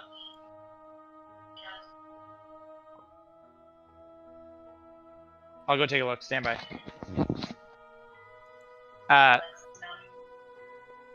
Sorry, one sec, guys. My cats are in something. they're in the shit. Yeah, they're definitely in the shit. What the hell is that smell? Don't worry, Shawnee. I'll take over. Yeah, do it. All right. So you guys see a shady-looking goblin sitting at one of the tables, spinning a. Yeah. It's classic tavern shit. Yeah. Doesn't seem like cats are doing anything. So, what was I saying? So you see the tavern owner. She's the younger serving person, and there's the hand made out of like scaly, like snake skin, and it's crushing a paste into a pan that the proprietor is putting into like a baking tin, and then she sets it into the oven. And as you guys take a seat, the younger half-elf lady comes up to you. She introduces herself as Lilith, and she says, "Oh, well, welcome to the hearth. Would you like some tea? Can I get you some tea?" You have any wine? I'm sorry, sir, but the spirits are forbidden on these grounds. Goddamn dry counties. Tea's fine then, yeah. Well, Ignar's gonna have a rough stay in this ground with no alcohol. I can see why Ignor doesn't like this place. Yeah. And as you look around, there are a lot of like studious-looking fellows here, right? There are monks. They're robed figures. Many of them are sort of reading books, and they've got sort of like a glass of tea in one hand and a biscuit in the other hand, like what appears to be like a biscuit. And so they're drinking and sort of munching on biscuits. That's the just fuel. reading. That's the medieval Starbucks, brother. It's fucking that's- horrible. that's the fuel for their pornography checkout. They're all working on their quote unquote manuscripts. Yeah. You know, gotta get that quota when you do that monk oath, right? So I gotta get it somewhere.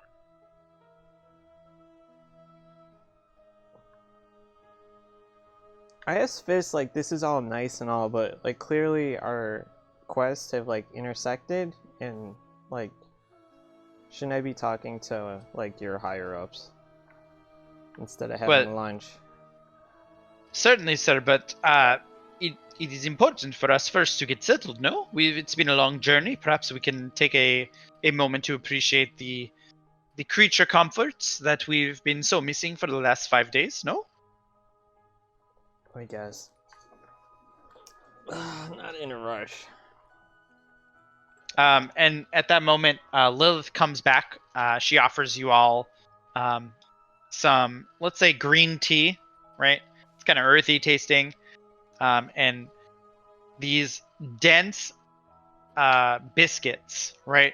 And you lift them up and they're significantly heavier than what you would expect them to be. And the smell in the hearth is a mix of like a delicious, like, think of like the most delicious things that you could, like chicken and potatoes and like sauces and fish and like, just think of like all the various things that you could think of that would smell great.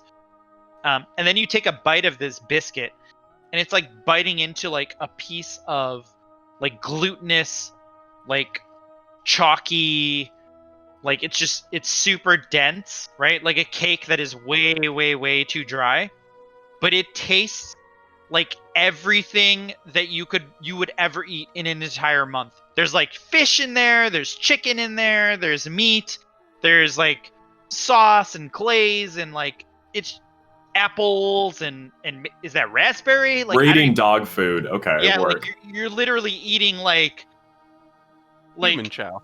yeah, it's basically like human chow is what it is into like Or a what is condensed bachelor biscuit. chow. Yep. Yeah. Is it a statue making this, or a giant that we only see his arm, like, smashing?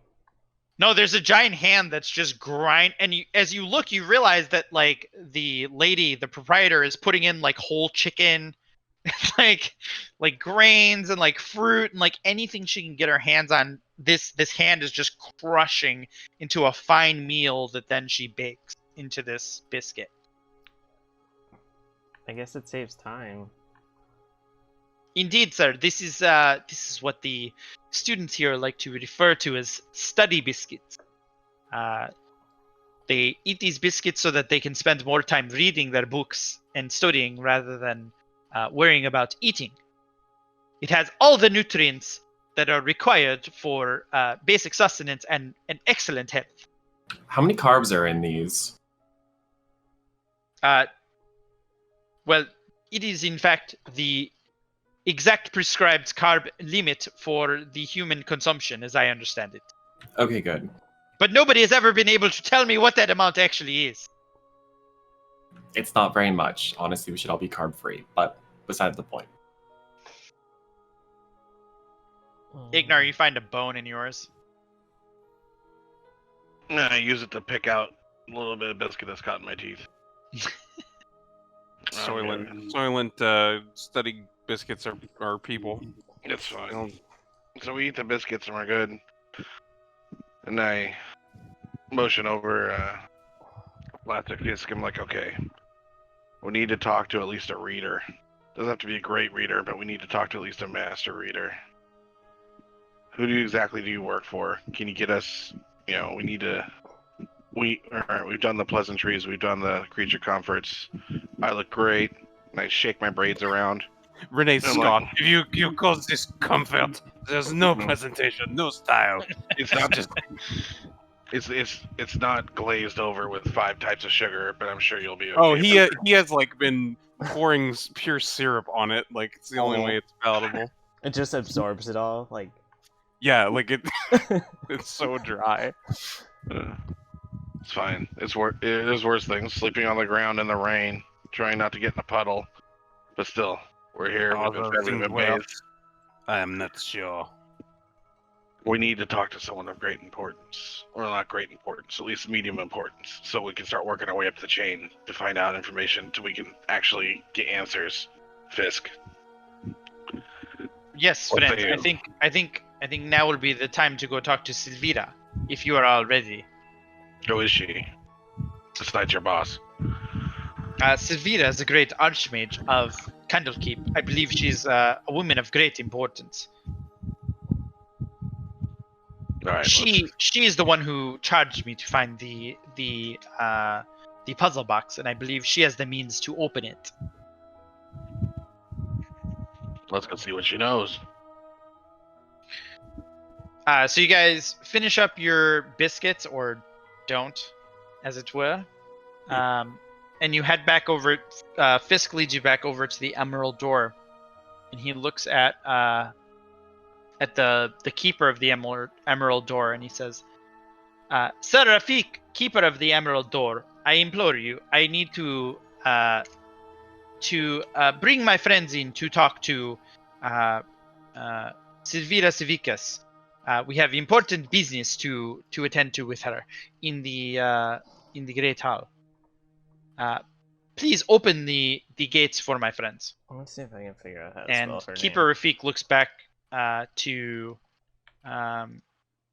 Philaster, and he says,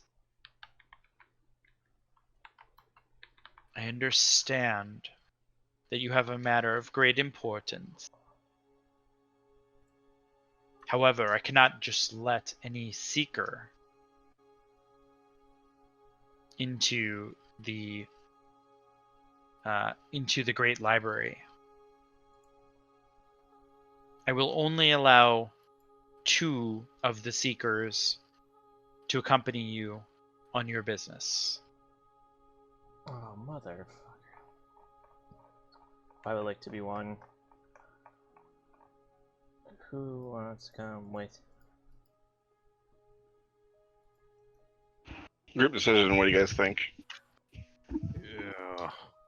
Monsieur Igna, I know this is not the sort of place that you enjoy to be, but you might be most familiar with the customs or things of that nature.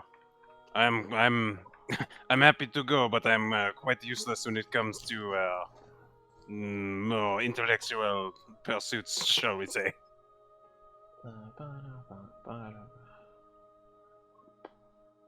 Is it the Herald? Trying to find out who the head of Candlekeep. I look back at homie at the door. I'm like, there's like 2. Say, how about 3? I vouch upon my family's name of Bobrok. I'm sure you've heard of my father. Here it is. I cannot go forward without my personal stylist, Priscilla. She is my assistant in all things knowledgeable and arcane, and my Is this her? partner in researching all things magical, as well as the self. Become of matter of great importance, if you must understand. Here Do she you is. want a performance check or whatever? Give me a persuasion check.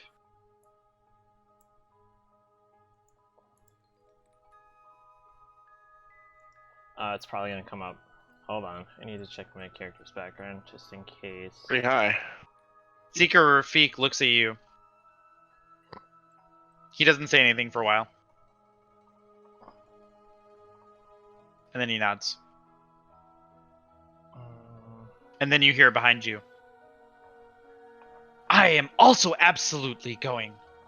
This matter is of great importance to the country of Elturel. I will not be left behind." And Rhea's pushing her way to the front, and she comes face to face with Rafik, and she says, "I demand, sir, that you let me in along with my friends, so that I may confirm the infernal nature of things that are going on in my country." Come And through, Karen. And the keeper of the Emerald Door looks at her and doesn't say anything for a long while. He doesn't seem to be a man of many words. Just humor the human. And he says finally, "Child, I see great turmoil within you. If you will all agree to watch over her, especially you, Mr. Fisk, I will allow it." And he scribbles in his scroll So there's 4 of us now. Cool. the names of all 4 of you that are entering in past the Emerald Door. Oh shit, I just dropped 2 dice. Oh god, why? And so he'll let Raze, Ignar, Priscilla, and Rhea through the Emerald Door. The rest of you will just kind of have to chillax. I tell Renee as I go through, make sure they don't kill each other. I will do my best. No promises. No, we will. We keep things light now, I think. Okay, who do you want to do first? Do you want to do what happens to the people that don't go through the Emerald Door first, or do you want to do the people that go through the Emerald Door first? What do you mean, Shawnee? Nothing's gonna happen to the people that don't go. I know, it'll be fast. It'll be let's do that'll that. be fast. Party. Yeah, it's fine. It'll be super fast. I go eat more of these horrible nutrient paste biscuits. Think of how much time they save, though. Oh my god, it's such a time saver. But can you imagine how much your life sucks? The trick is you focus on the flavors you really like, and not the ones No. you don't like. This is an affront to everything the gnomes stand for. I'm with Renee here. Just have one of the people- students change the flavor. It is not the flavor, but the presentation. Food is to be enjoyed.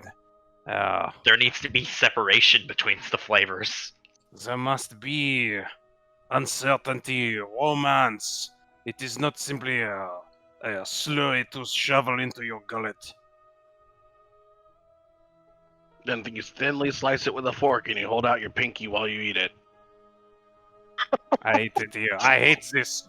I cannot. I also cannot see why they are so concerned with saving a few moments preparing a meal, but they seem completely unconcerned with great events influencing the continent, the entire world. Seem quite unburdened by that. It is, So now you see what I'm talking. So now you see what I'm talking about, Renee. Just a bit. Goddamn wizards. You all know I am one, right? I want to make sure. Yeah, and we don't care. Yeah, I know.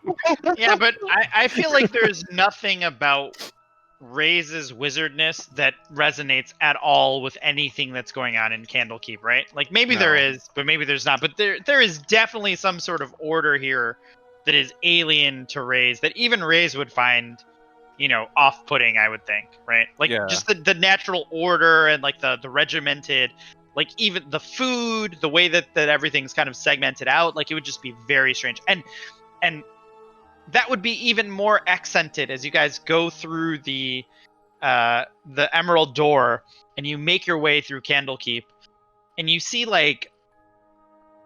wizard towers, right? And they're wizard towers. Like you went to Ramazith's tower, and it was just sort of like your standard whatever tower. But in Candlekeep, the towers are like hollowed out dragons, right? There's like a tower that used to be like a sunken ship that you guys see. These towers are the image, the little ship tower off to the side. It's great. right. It's very, very different. You know where the right? Fishborn book is going. Yeah, it's going right there. What's his name? Astor lives there. That's his house. 100%. And so you guys are led to one of the various towers along the side. And you find yourselves in one of Candlekeep's spires. The walls of the circular tower chamber are punctuated by arched windows that are currently shuttered.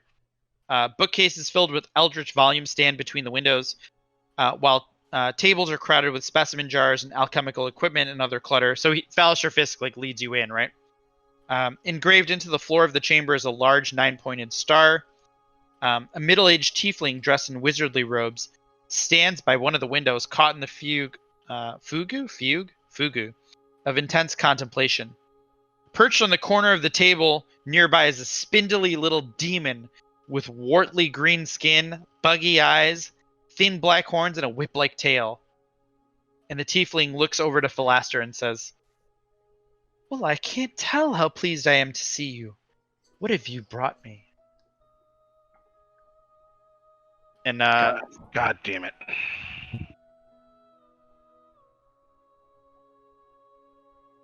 Is that your boss? Please. indeed, friends, this is friends. Allow me to introduce Silvira Savikas. Silvira, these are my friends who saved me from a certain fate of death in Baldur's Gate.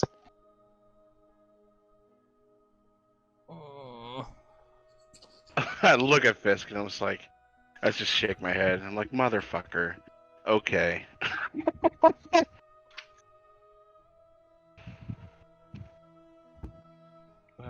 So. Well, friends, be at ease here.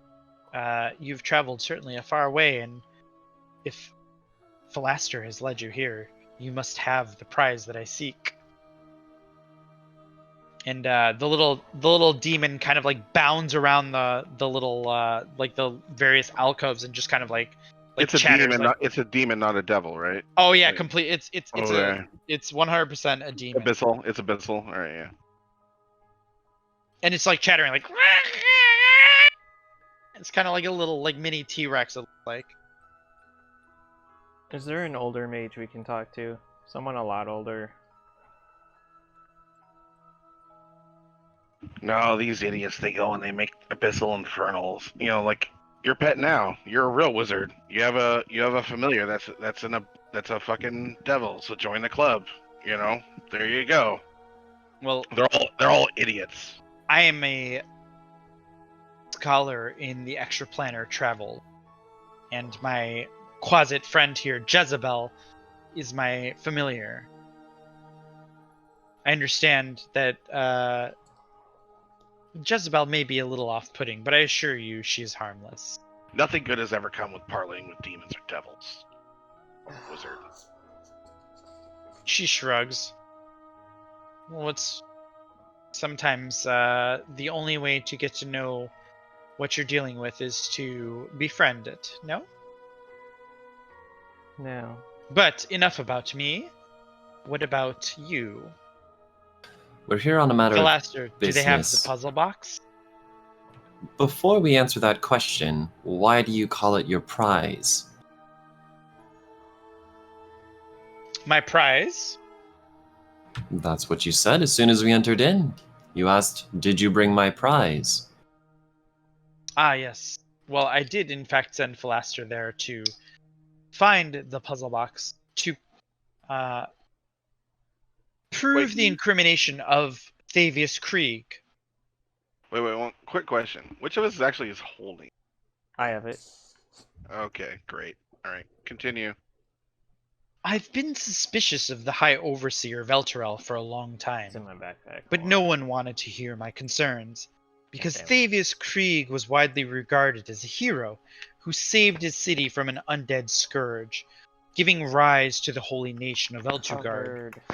Hailed as a savior, Thavius Krieg made all citizens of Elturel swear an oath called the Creed Resolute, which binds them to defend the nation of Eltugard.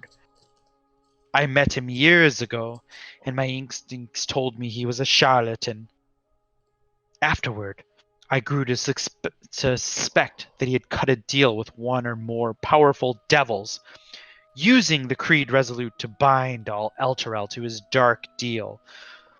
I wish to prove my theory, and I believe the evidence is locked inside the puzzle box. And Rhea, who had been nodding during like the first half of her little soliloquy, by the end is like a seething clenched fist, like clenched teeth, like She's like a spring ready to sprung. But she doesn't say anything. Rhea, I need you to be cool, okay? Be cool. It never works. Your cool, friend Rhea. isn't here, so I'm not gonna stab her, if that's what you mean, Rhea says.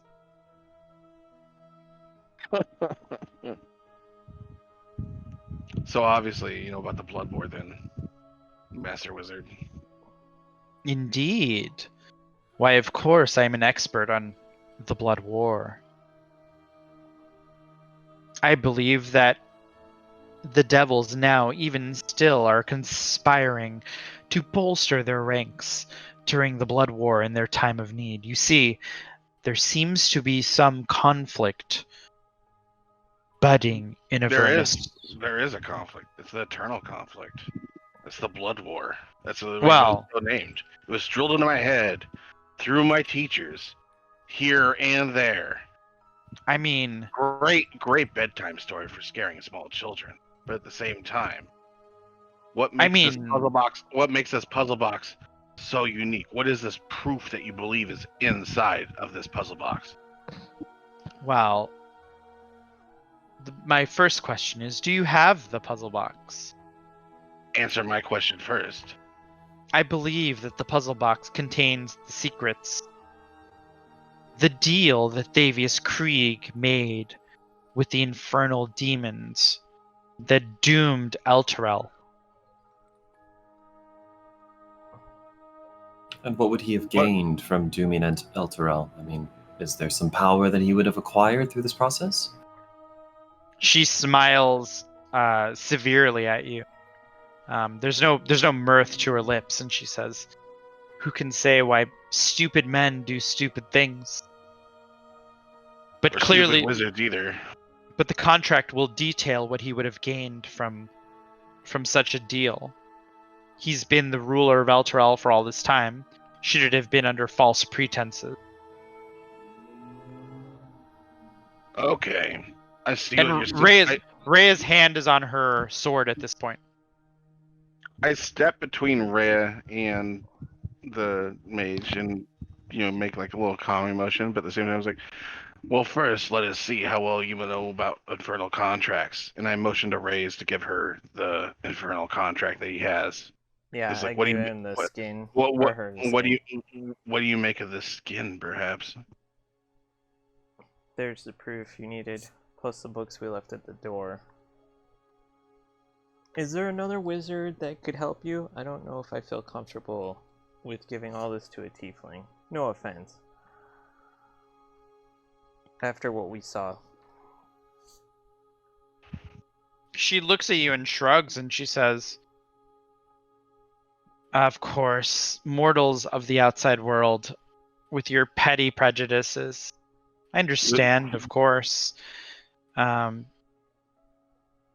If you would first, just humor me. Do you indeed have the puzzle box before I even begin to assemble my resources?" Yes. Well, if you do indeed have the puzzle box, then I will assemble the council, the crisis council of Candlekeep, a collection of many powerful archmages that will be able to not only open the puzzle box, but also determine what we can do, if anything, to thwart the devilish influence on our realm. By thwart, you mean him and haw over the curiosities of the magical properties of the box while the outside world dies. Why, my dear friend, you are here asking our help, are you not? I am, but I do not wish to throw my lot in with someone who deals with demonic beings from the abyss so flippantly. Oh, Had to be a Jezebel tiefling. is but an idle curiosity. If you like, I can dismiss her if she vexes you so. Dismissing her wouldn't matter at this point. You already hold court with those abyssal fiends. I do find it odd, since the Blood Moon, my familiar was placed with a devil. Really? She says, suddenly extremely interested. Yep. You say your familiar was Replaced with the devil? Yep. Can you show me? Yeah, once most we get your annoying- court. Most annoying piece of shit you ever want. You don't want to meet this one. This one talks. It doesn't screech and dance around. I would want Will that you- spirit back. Mine, not the devil. So yes, once the court is arranged, I'll summon it. She nods. Says, understood. Well, it seems you do not trust me, and then what more can I do for you then? I wish access to your great library. Well, if you don't trust me, how can I trust you? Why would I give you access to our great library? You, as seekers, have access to the necessarium. All the books that you need should be at your disposal there. Your avowed monk can help you find whatever book that you need. I request special access to the section that details intricacies of the Blood War. Forbidden texts. That's what I wish to look for. She nods and says, I think you'll find all that you wish in the necessarium in the Court of Air, Seeker, Ignar. I think we're gonna have to wait until the council meets us before we get anything special. I see. But still, this quote-unquote parchment upon the table, what do you make of this?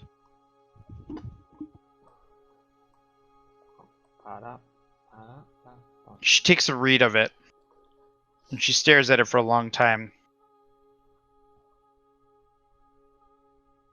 It seems it's not just Elturel that is involved in this blood war, in this incident.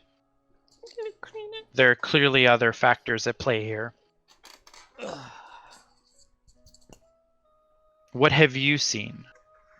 She asks. I have seen cities dragged down in chains. I have seen a blood moon filled with the terrors of the night, of the fucking devilish infernals of Sorry, anyone that picked up on the Avernus, mics. descending upon the city of Baldur's Gate. I have harrowed and delved into the depths of dungeons and dealt with the cultists of the Dead 3. I have traveled with Ballspawn.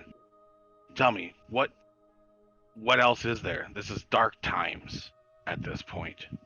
If you cannot bring a great reader to me, or at least a master reader, to help me find answers, then I fear that we are all lost.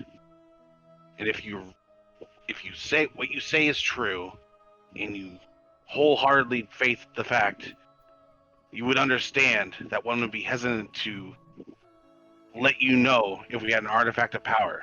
We have been betrayed, we have been stabbed, we have been bludgeoned, we have been lied to this entire time. But yet you just assume to me to take your entire word with no face value whatsoever. Yes, we sleep in the bunks here. Yes, you've fed us. I've done this many a times before when I've been visited upon this place. At the same time, it sickens me. While people outside are suffering, while cities are being pulled into Avernus, you sit and send out a lone person to find one object of magical power to bring it back to you. That is not a response. That is a probe. A useless probe is a suckling pig. It sickens me. Tell me, if you could at least bring me a scribe and allow my friends to join us in this conference together, because we quest to not stop. I don't even want to be here. Look at me. And Ignar's shaking. He's like, but I'm here for the good of the realm, for this plane that we all materially possess on. And I pointed at that, the little, abyssal thing. And that abomination right there is one of the, even if it is opposed to the army that we are now facing, that is dragging our cities into Avernus, what will be left if the mages do nothing because one mage wants the pride and the power of solving one thing. There is nothing that you say that I can hold truth until I can talk to more people other than you. So bring me a reader. Bring me a master reader. Bring me a great reader. Hell, bring me the keeper of tomes.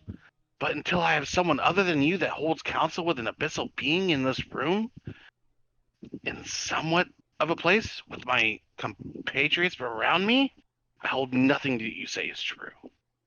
Silvira eyes you coolly and she says simply, Master Ignar, I will assemble the Crisis Conclave to convene on matters of great import, as I believe that this puzzle box is a matter of great import. But understand, this is a place of scholarly study. We are here to understand things beyond the normal comprehension of human. I sent my loyal Philaster Fisk because I believed there was things beyond my control that I needed to better understand. But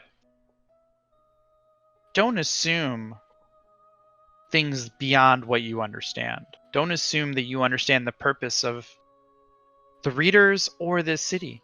I understand your distaste for us, but I assure you that we are here in all of our capacity to assist you.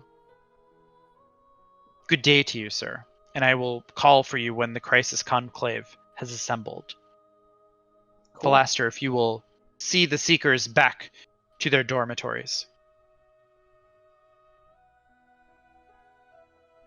All right. And Philaster And it says that, leads like, you.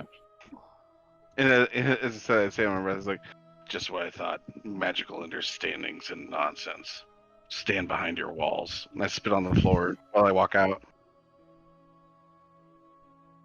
Philaster lead. As I'm walking out, I'm gonna turn around back to her and like shrug and raise my hands up and be like, "I'm sorry," as we're walking away.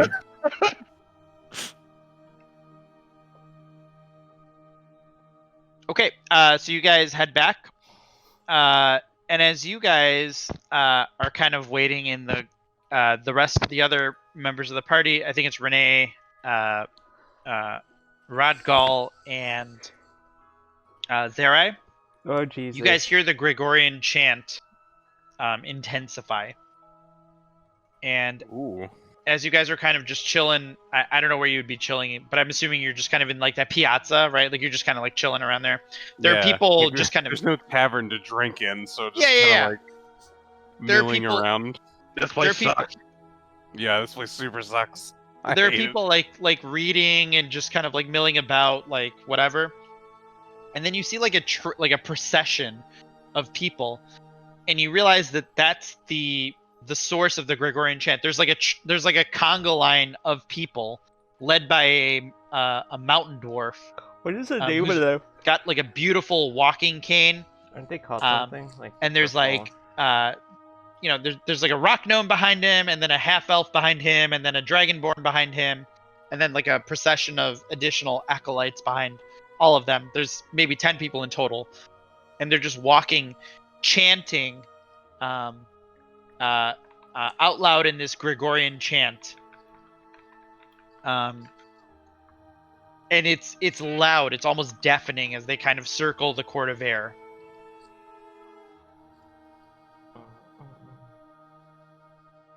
Are they going? Like, are they filing into the Emerald Door, or are they just like? Yeah, they come Walk- through the walking Emerald around. Door. They Yeah. come through the Emerald Door, and they're kind of like marching around the inside of the court of air. And as you guys kind of pay attention, this is what you hear. Are they from Candlekeep? These monks, or am I thinking of different monks? Like In case you're interested, it's not like super relevant to the story. That's just one of Alando's prophecies. It's the Alando, and you inquire, right? It's like, what's going on? And Are you talking about endless chant? yeah, it's Alando's endless chant, right? And so what they're doing is, you gather from questioning people around you is these are the chanters led by the what's the dude's name? Cranked it up so we I all have can a hear. name for him. The great reader chanter Damon Steelback, and he's got a baritone voice, and he's leading this chant. And what they're doing is they're chanting the unfulfilled prophecies of Alando in perpetuity, and that is the role of the chanter. And he's got the voice of the north, the voice of the east, and the voice of the south, who are his understudies, who are memorizing the various prophecies of Alando, the founder of Candlekeep, and just reciting them out loud as they go through. Cool. So these words of prophecy are ever present in the city of Candlekeep. No matter where you are, you hear these chants going through.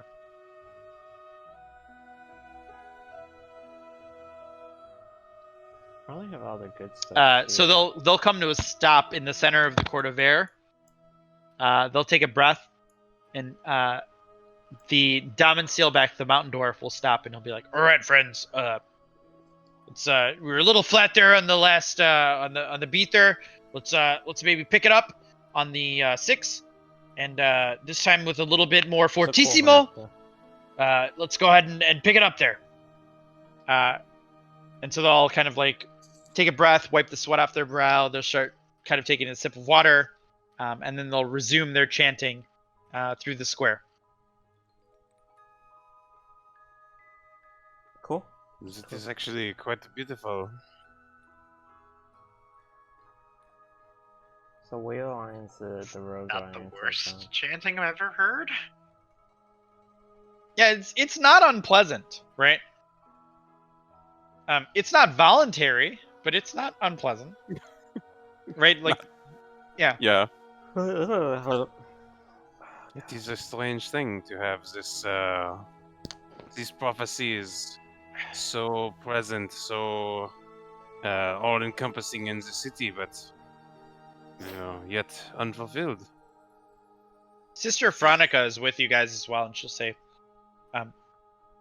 this city is very, very delved in Alando's prophecies. We believe strongly that all of the words of Alando will come to pass, though it is not for us to know when. So we repeat the nature of his words.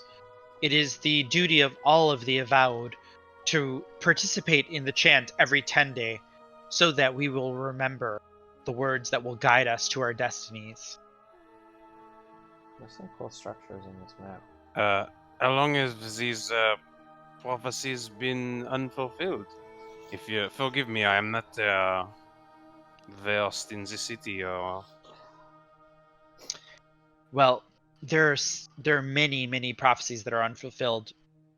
Every time one of Alando's prophecies are fulfilled, the great hall of the Exaltation, which is the main tower in the city of Candlekeep, rings a bell that signifies that one more of Alando's prophecies have come to pass. It has been some time, but Alando foresaw the iron shortage and the war with and the Bale spawn, or the Ball spawn, if you will, that came to our land when Ball was trying to ensure his existence in the realms. Alando's prophecies always come to pass, and it is our duty to remember his words. Which, if you don't mind, if there are not too many remaining, which prophecies are still remaining? What has yet to come to pass? She goes into like a long tirade of prophecies. Okay, so it's not that just there like, there's the one big one. No, there's like she'll literally talk to you for hours because she's participated in the chant, so she knows them all as well, right? So everyone kind of knows it. That's really one prophecy of how she finds her car keys the one day she needs them most. Yeah, right. I think that's my only question is how mundane are some of these prophecies? Like, so hey, there was an iron shortage and a war. The ball spawn, that's like significant, but are they all of that level of significance? They can be. Like, they talk about the time of troubles, like when all the gods became mortals again. That was foreseen in Alando's prophecies. Like, all of the major events of Faerun are seen in Alando's prophecies, but it's not like they're said that way, right? like when she says the words, you're like, oh, I get how that relates to, you know what I mean? It's almost like when someone reads your horoscope Like in a retrospect. cold reading. Yeah. Yeah, you're like, oh yeah, I could see how that fits. Okay. But in this case, like this prophecy that you just read me, when Nightal is almost closed, they're from the gate. She'll like, what does that even fucking mean? Like, I have no idea, right? Like, that would be the interpretation that you get from that. Yeah, I think Renee just is like, yeah, it's just snake oil. Bunch of nonsense. Yeah, it's Yeah. like all the prophecies are basically like a golden unicorn will travel unmolested through the length of Waterdeep. White birds shall vanish from the north, and a great evil shall die and be reborn. The worm shall wander the earth, and such pestilence shall follow in his wake that all you know as a passing shall be struck down by the plague. Things like that. It's like, of course that's gonna happen in the next 20,000 years, you asshole. Like, you Mhm. know, like, congratulations, Like, ring of the course fucking Bog bell. Spawn's gonna show up. Yeah. So what's 9? So yeah, if you guys want to do anything else, let me know. Otherwise, we'll assume that the people from the tower have made their way back.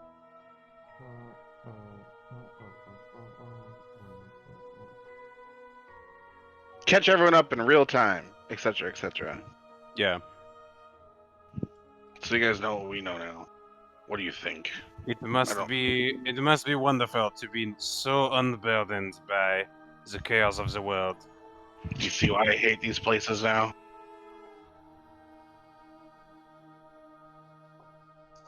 Bunch of Well- really weird nerds.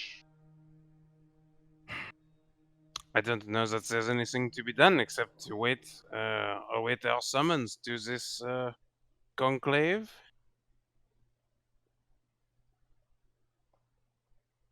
Bum, bum, bum. I'm not a fan. I would say let's go have a drink, but let's go find an alleyway where there are no prying eyes and sneak a bit from the flask.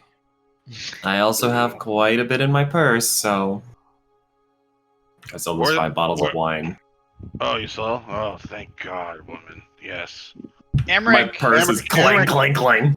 Hey, Amric. Now Amric, would be the time for the dust party. Yes. I was.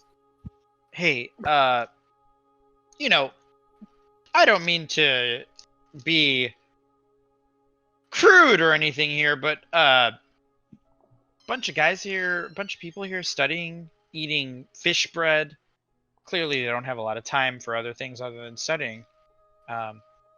Priscilla, as a woman of business, I feel like these people would be prime customers for an agent that would keep them up all night, that would help them study.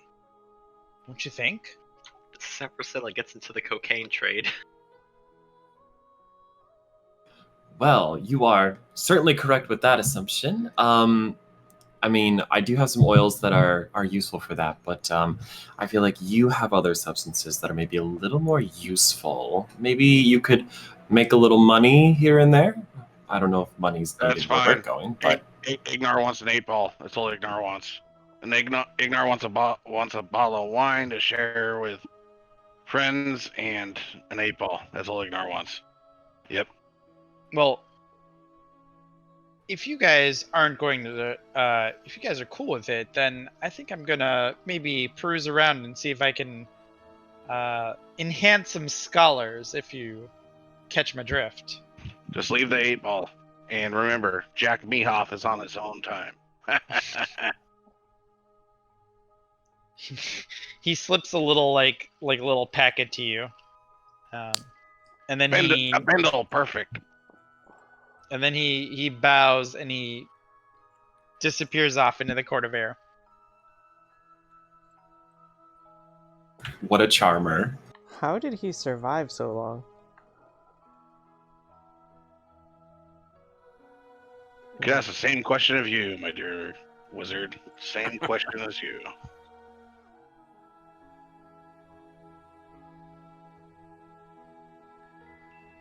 So what are you yeah, guys doing? I say that we part and like we low key party until it's time to go do stuff. Yeah. That's my thing. So So you guys assemble in the alleyway. Like, I don't know. Let me pull up the map here. I feel like you guys are like, there's not like a lot of good places to like not be seen, right? You could either go to the dormitory, which is 4 each, or you can go to like an alley. We're gonna go check the horses. Yeah. I feel like you're in like this, like in the alleyway, like behind the stables, like smelling the shit of the stables, right? Like that's how I see this. That's what the essential oils are for. And Rhea hates everything about this, right? She's like not into this, but she doesn't have to come, you know. Like she knows what we're up to. Like, yeah, we're gonna fucking party. Yeah, I think Rhea's actually going to retreat to the there's a temple. Yeah. So she'll go to the temple, yeah. And she'll just say, "I'll be at the temple. Please come find me when the council has been assembled."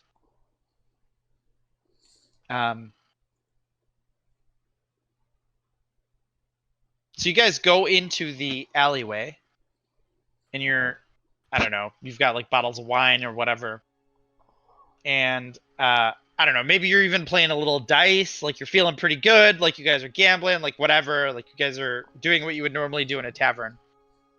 And you hear from behind you, "Well, I never!" And you turn around, and Ignar, you see a sight that makes your blood run absolutely cold in your veins. Oh, God damn it. You see Lady Bogentra. Fuck. No. Along with a God. female God. tiefling, Lady God Castigation. God damn it. Fuck. Oh, my Well, master mistresses. Yeah, Ignar's a little drunk. Yeah, it's not as it seems. It's totally fine. It's totally fine. Don't worry about it. Master Ignar, you will be silent in front of your headmistress. I immediately look down at the ground. I'm like, all right, yep. Ah, yes. So much potential wasted. so you really in- were a mage at one point. In That's dark funny. alleyways, you could have been so much more, Master Ignar. And yet you insisted on whatever it is that you're doing here. And Lady Bogentra slowly circles around you, with Lady Castigation kind of watching on with her sort of glowing blue eyes at you. You know, your father pulled so many strings to get you into the academy in the first place. And at Oh, I first know. you showed such promise. We had such great hopes for you. And then you know what you did. Don't you know? Not my father. And the tiefling looks at Bogentra and smiles, and she says, "Well, boys will be boys, right?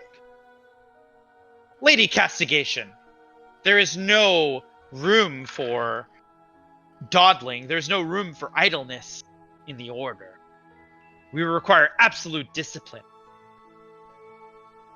And Lady Castigation claps her hands together gleefully, and she says, "Why, yes, discipline, of course. That's what these youngsters are lacking.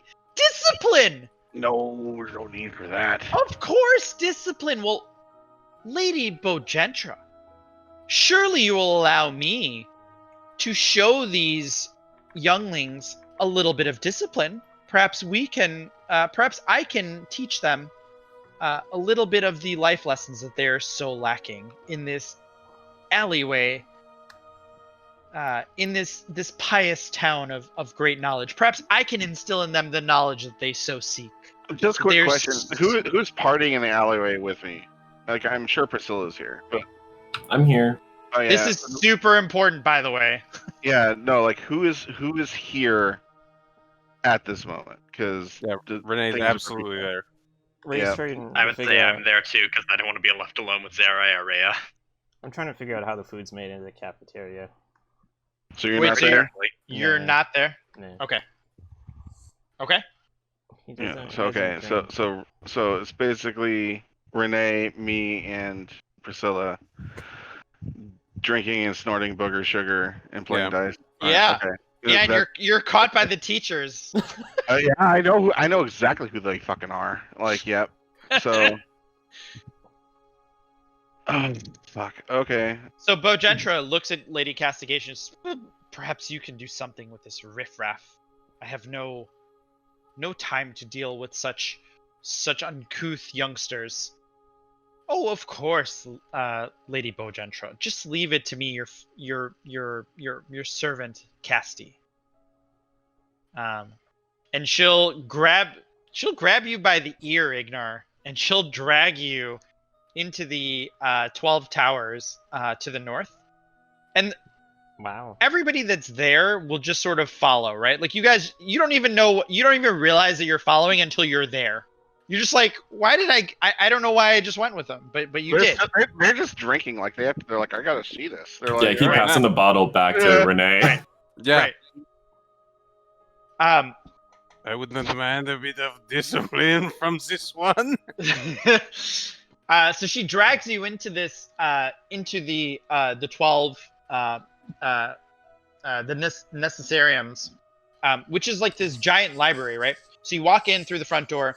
There's this huge reading room, and there's this counter with like a line of people that are waiting in front of it. And then there's at the end of the counter there are monks who are handing out books, and you get the sense that people come up to the counter, they ask for the name of specific books, and the monks just go find them and give them to them. Castigation walks up to that counter, flashes like a little badge to them. She passes right past them. Are they gonna have to put the drags books you all away? with them. She's still got Ignar by the ear. Leads up a set of stairs into like this classroom that's like tucked away into like a little alcove. And you're His all dad's gonna seated be like on the wall or like something. imagine you're seated like middle schoolers again. Like they put you in these uncomfortable like wooden chairs in front of you. There's like desks, and she just sits you down. I still have my bottle of wine propped up on the desk. Yeah, totally, absolutely. And Castigation looks at all of you and she smiles, and she says, "Oh, goody! I get to give a little lesson today. I wasn't planning on this, but I'm always ready. Ignar, this lesson is for you. Although your friends might be able to learn something from this as well. Tell me, what's the Finally. difference between destiny and prophecy, Ignar?"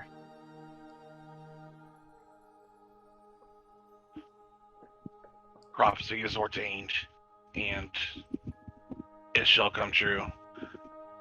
They're very closely intertwined, whereas a child of destiny can fulfill a prophecy, but only the destined can choose to fulfill the prophecy once he knows of the prophecy.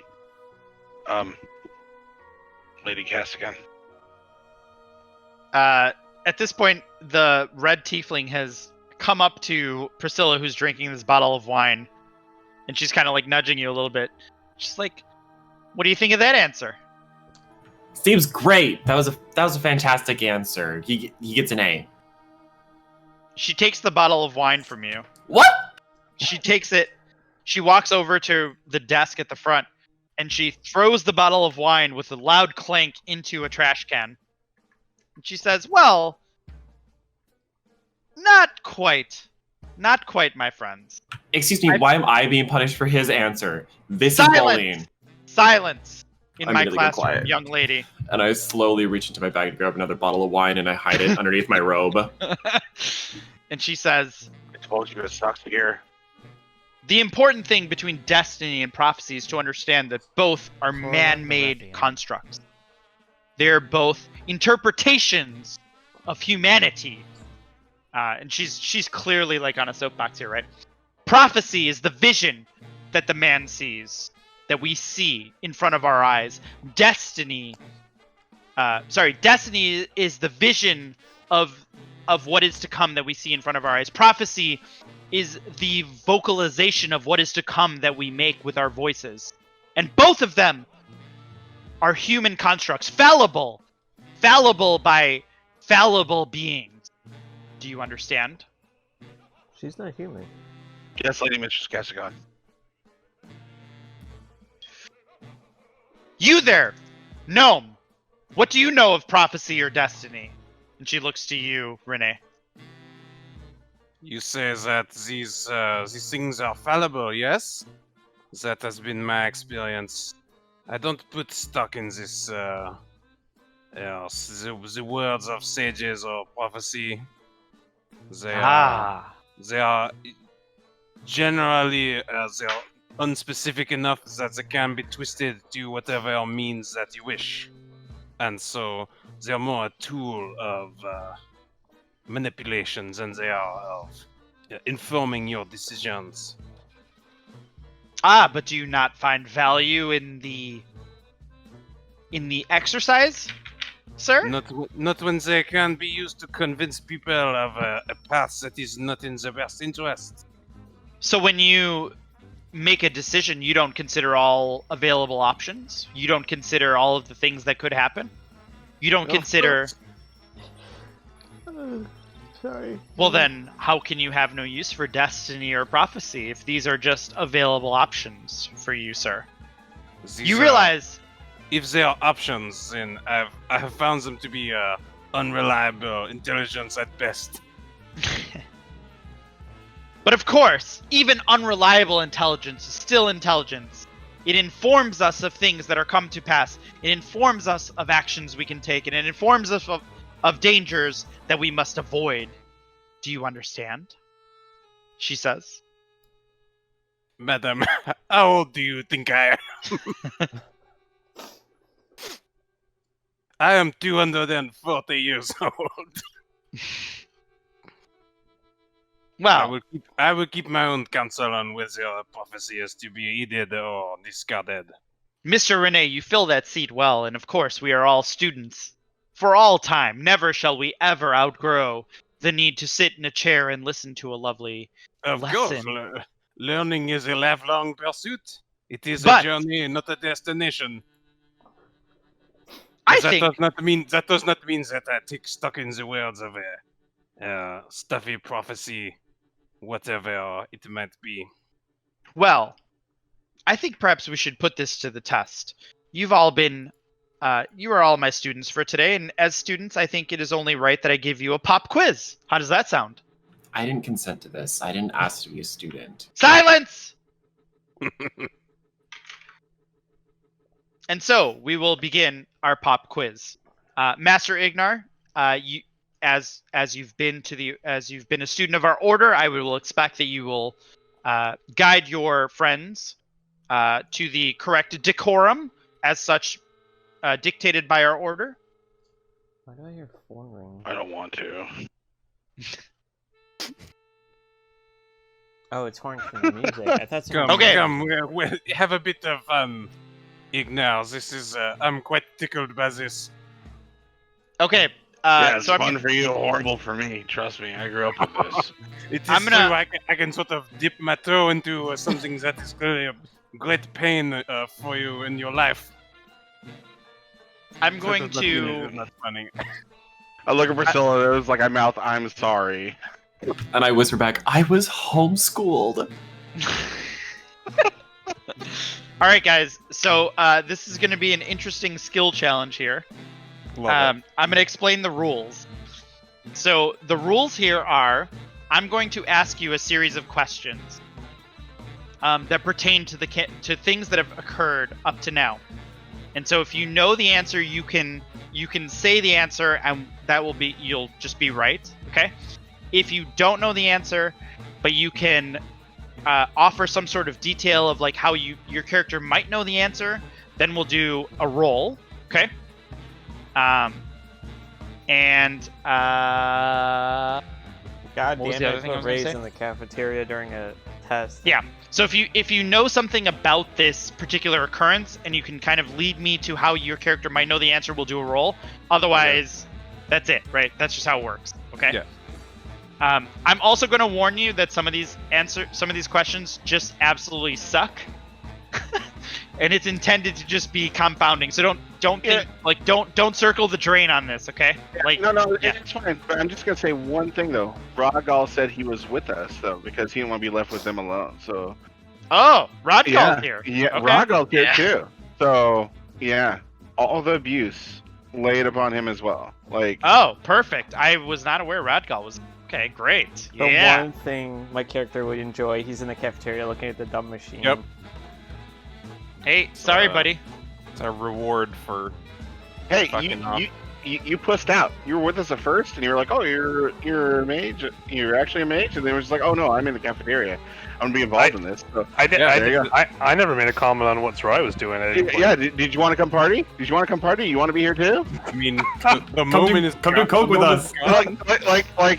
Like, did you want to do booger sugar and forget your worries for a minute and at least have some wine? You don't have to fucking snort it. I mean, like, hell, we're gonna snort it. You know. Yeah. I'm gonna say Sarai participated too, because like Hell yeah. I want to feel All involved. right, there we go. There we So go. you There we go. guys all get this like sermon on destiny and prophecy, by the way. So you guys are all there for this. You're there for like the little spat with Renee. You're there for the little spat with Priscilla. And now the quiz will begin. Okay. The first question: what was the name of the barb devil that conducted the blood ritual beneath the Van Thamper villa? I mean, Bagel takes amazing notes, so there is that. I mean, I don't. Wait, would we have known this? We would have heard it, right? Yeah, no, Yeah. he was there. Yeah, no, he was there. I'm trying to remember how to say his name. Starts was- with an E. It was I don't know. odious. I was drunk. Yeah, it was odious. Odious. Odious is correct. She's been spying on us this whole time. How do you... She's Pip Oh. Kip. Pardonnez-moi, Miss Madame Castigation. Kip, How Kip, did I you? killed Kip. How could you possibly know this? Destiny. It's like the History Channel like aliens thing, and she's like Destiny. Yeah. And when she plays Her her hair pops up too, really weird. Like Yeah, that it's so fucking good. guy. Poof. Amazing. Let me get the image of her. Yeah, I have no idea how long you guys are gonna enjoy it, so I'm just gonna look it for all it's worth because it's really funny to me. Okay. Next question. That must have been too easy for you all. Do we have little buzzers? Yeah, you. Oh my God, please, yeah. Like Family Renee- Feud or whatever? Yeah, Renee, keep track of who gets the most right here, right? Oh, okay. Are they gonna get a prize? Let me see if I can pull Um, her up. Okay, next. Who is the ruler of the Nine Hells? That's not gonna work. Asmodeus.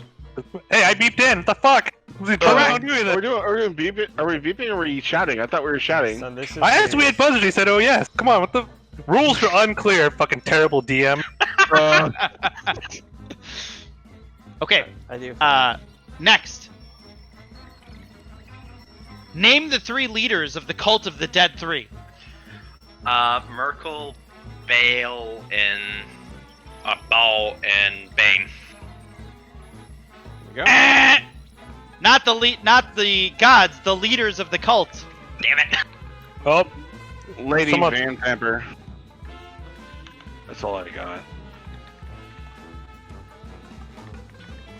I don't Partial- believe we ever.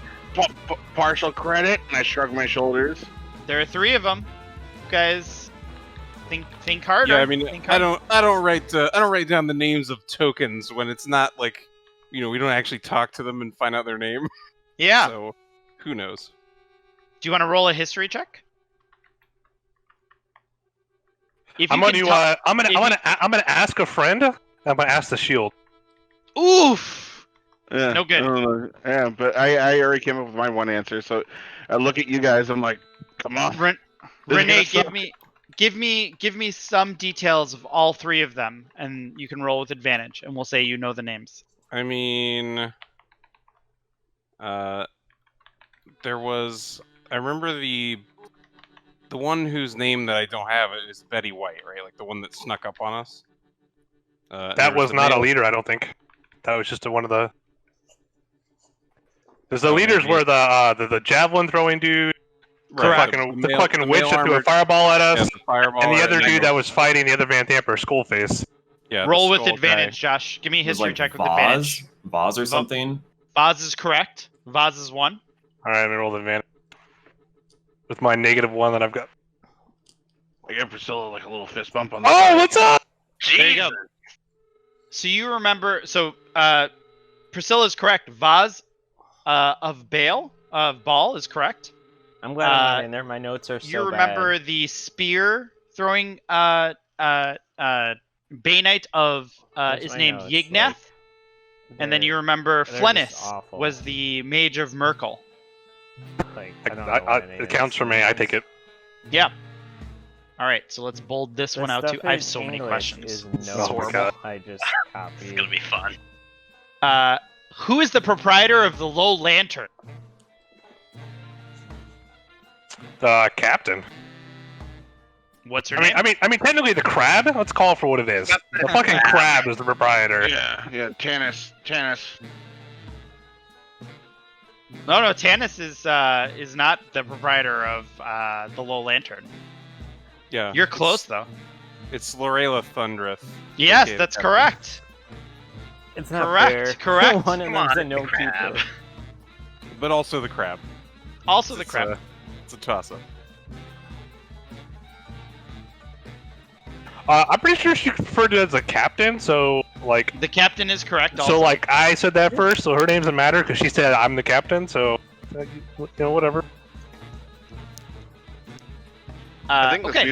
this music appropriates this whole Yeah, conversation. by the way. it's perfect. Name who is the leader of the Order of the Gauntlet?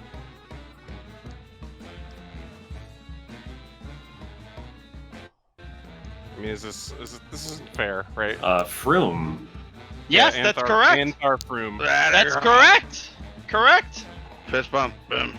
You say it's not fair, but you guys are doing great. You guys are doing I mean, so good. I'm remember just reading I'm just the looking through narration. my notes.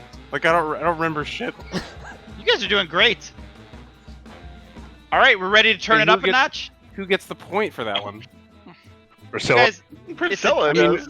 my name was much more specific than Priscilla. He gets the point. fair. I mean,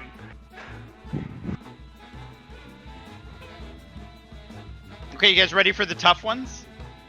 oh, Jesus. Those were the easy ones. Don't take it too seriously, guys. We're just having fun here, okay? Like, it's totally fine. Okay, name any of the 6 guards who guard Blaze Captain Zaj. Give me any of their names. Oh. No idea. Schmitty, Werber, Jaegerman, Jensen. Just look at my desk and be like, don't care. Yep. Ignar, give me a history check with advantage. For saying he doesn't care? What? It's his lesson. So Castigation walks up to you and she grabs your face. Your face is like on the ground. You're like, I don't fucking care. Like, I don't give a fuck about this. This is so stupid. She grabs your face and she lifts it. And she makes your eyes stare into hers. And her nose is just an inch from yours. And she says, discipline, young Ignar. Focus. Focus. And you think. This is insanity. And suddenly you realize you know all 6 of the name. You know Isio, Minqua, Nalestri, Oliver, Solstice, Thalkara. You have no idea why you know those names, but you know them. You know that those are those names. And I come back to reality. I'm like, what did I say? I blacked out. Like literally, like Frank the Tank. Like, okay. Now I want like a Yeah, green. yeah, those names. I love you so much for that meme. All right. Let's see. What else? Frank Name the Tank, but Any green. of the 3 layers. Name any 3 layers of the 9 hells. I mean, that's not even fair. We have to name 3, right? Someone else get that point, right? Like anyone take it. Yeah, Matt's like, I know them all. I We can't- talk about I it ha- all the time. Yeah, I have to abstain from this. Yeah, kind of me too. So. You got Avernus, you've got Manaris, you've got Philethros, or Stygia. There's 4. What else do you want? Yeah, real good, real good, real good. So you guys have been doing some studying in Ramazit's tower, and you recall the various layers of the 9 hells, and you recite more than 3 of them. I made you look at me. Like, apparently I'm from the Nine Yeah. Hells, according to Ignar over here, so. Yeah, I can see hello heritage when I see it. I look up at like Mistress, and as she makes eye contact, I quickly look back down at my desk. I like point at like Lady Cascade. I'm like, well, yeah. It's like the Spider-Man. It's like the Spider-Man meme where you point to, hey, you look similar. Yeah. Castigation. Castigation is her name. Whatever. She's a stupid mage. I don't care about her. No, you gotta remember it. You Very gotta important. remember it. It's gonna Very be important. on the next quiz. It's gonna be on exactly. You don't want to disrespect Lady Castigation. Like, What- I'll tell you right now. Her next Like- question. What was the ruler of Elturel referred to prior to Thavius Krieg assuming the title of High Observer? The Pope. I don't remember. My notes are so bad. And look at fucking Zerai. I'm like, Yeah. Talk it out, guys. Talk it out. Talk it out. Again, you don't have to know the title. Just tell me how you would get to that point. yeah, Tell like, me anything that you would know about that, and we'll do a roll. I just look at Zerai. I mean, Zerai just smirks and you're like, do you want me to answer this? Because Zerai knows. Then say it. The High Rider. The That's High Rider. correct. High Rider is correct. Oh, what's up? Yes, I knew it. Fucking of course Zerai knows the answer to his own country. Get wrecked, kids. No, that's fine. Like I was saying, I don't fucking know that. So it's That just was Lord Delt. Was the last High Rider known to history. That's correct. Woo! Okay. Bonus I didn't points. study history, okay? I was collecting plants and shit. Nobody cares, merchant. Whatever. 8 out of 10. Who was the bloated corpse beneath the bathhouse, and how did he die? Oh man. I got it. It was Hiscale or Hiscale. Yeah, that's He was- correct. How did he die? He was murdered by his fellow cultists. That's correct. Because he was a douchebag. That's right. He was murdered by his cultist peers for allowing a target to escape during a recent attack on the city. That's correct. Amazing. Renee sees everything with the amount of sugar that's in him. Just... Yeah, it's like Fry and the caffeine vision. Just like everything is in slow motion. It's like, All right, and Yeah. the last question, guys. I'm stuck in the cafeteria. What was This the is fate hilarious. of Ymir and Falton during the siege of Baldur's Gate? There wasn't a legitimate fate that we know of because we left early. Like, we knew that they had withered away and they needed some assistance, but we couldn't find out. Lady I know. Castigation looks at you and grins. And it's a dark grin. And she repeats the question again, even though you say that. You say, we weren't there. We don't know what happened. She says, what is the fate of Ymir and Falton during the siege of Baldur's Gate? The contract got fulfilled. Yeah. Contract was fulfilled. And then? I don't know. They're in hell, whatever, right? Like, don't sign fucking contracts with stupid devils and shit. Wait, did you just ask what is the fate? Or what was the fate? What was the fate? Oh, okay. What was the fate? Yeah. Condemned to the hells.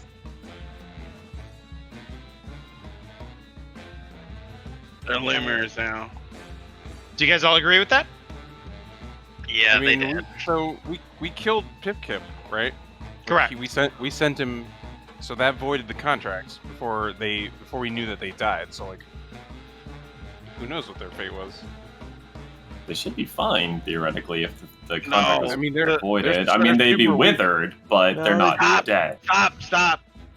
Even if you kill the devil on the material plane, it will return to the hells. The only way to Yeah. finally kill a devil is to kill it in a But that wasn't the deal. The deal was if either party left the plane, then the contract was voided. And Pip-Kip This did guy that. over here thinking that devils do honorable contracts. What a novice. They do. Devils do honorable contracts. Yeah. The whole point is that They you do didn't literal contracts. read- Yeah. you didn't read it carefully enough. So what is the fate of Ybi and Falti? Shriveled husks of their former selves. Yeah, they're stick They- boys. Yeah. It's not fair. It's the one I know. I mean, they're probably dead with the Siege of Baldur's Gate going on right now. It's not So fair. Castigation looks at you and says to you, Rodgal, and says, "Tell me more, young one. Tell me what you see. Think, It was a, feel." It was. Um, Is he a Jedi? well, because we didn't get to the contract early enough, they got all frail, meaning with all the demons, devils attacking Baldur's Gate right now, they're probably fucked if they get attacked. meaning they're more than likely dead.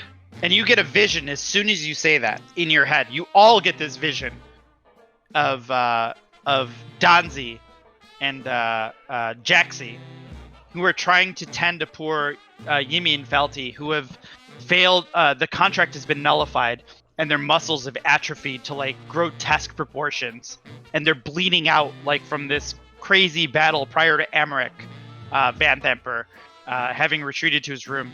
And then all of a sudden the giant battle rages out, and bearded devils and spine devils and all things like rush in, and poor Yimi and Falti don't make it. They get they bleed out. Their corpses get desecrated by the devils, and unfortunately it's too late before finally the devils are ultimately driven out of the villa, but not before Yimi and Falti meet their ultimate end. And Lady Castigation, when you all come back from this vision, Lady Castigation is still grinning, like unsettlingly so. And she says, "You see, destiny, prophecy, that is the power of destiny and prophecy that you just observed, that you just instilled." So last week, he said... Ignar, I I'm get not why you buying don't it. like this teacher. I'm stuck. Lesson adjourned! Honestly, homeschooling is so much better than this. I'm gonna be honest. Right? At she- least you can join 4-H or something like that. Non-spellcasters are now dismissed. Spellcasters shall stay for an extracurricular activity. Dismiss, gentlemen. She looks at Renee and Zerai and Rodgal. And kinda Excuse waves. you, paladins cast spells, so shut the fuck up. I'm staying. What do you want? I'm afraid there's not much I can do for you, sir, but you're welcome to stay if you'd like to just maybe watch. I mean, clearly you don't know what a paladin is, because, we do cast spells, so whatever, loser. Damn, she called him trash. Yeah, if you're not a full caster, you're Oh. garbage. She said, "Oh, he's a half caster." Yeah, no, Bye. I can't do anything with this. This guy doesn't want to study. Dude, I think Lady Castigation needs to pass out some punishment, or if they want to throw down. So Zora just whispers to Shield, just goes, "You gotta load these losers." God, I wanted to hit me with a ruler. I'm He waiting went- for her whipping out. They, Like they couldn't find the fucking ocean if they're on a beach. I'm so Okay. into this. Okay, hopefully that wasn't too annoying for you guys. I thought that would be a lot of fun, actually. So, That was- so yeah, No, it's- I'm waiting for Lady Castigation to just throw weight around, and both Ventra's there the entire time. Saying she's that. got no weight. She's worthless. Okay. Yeah, she literally like as soon as you start to argue, like she snaps her fingers and you find yourself like in the center of the courtyard. Like that's what happens, right? Like she just straight up does that.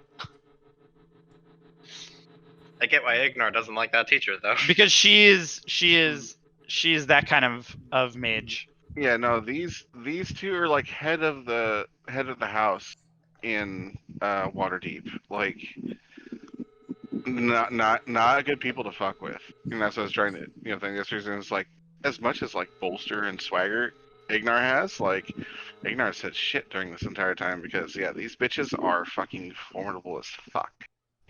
So Are I all know of us in the what they can courtyard? no.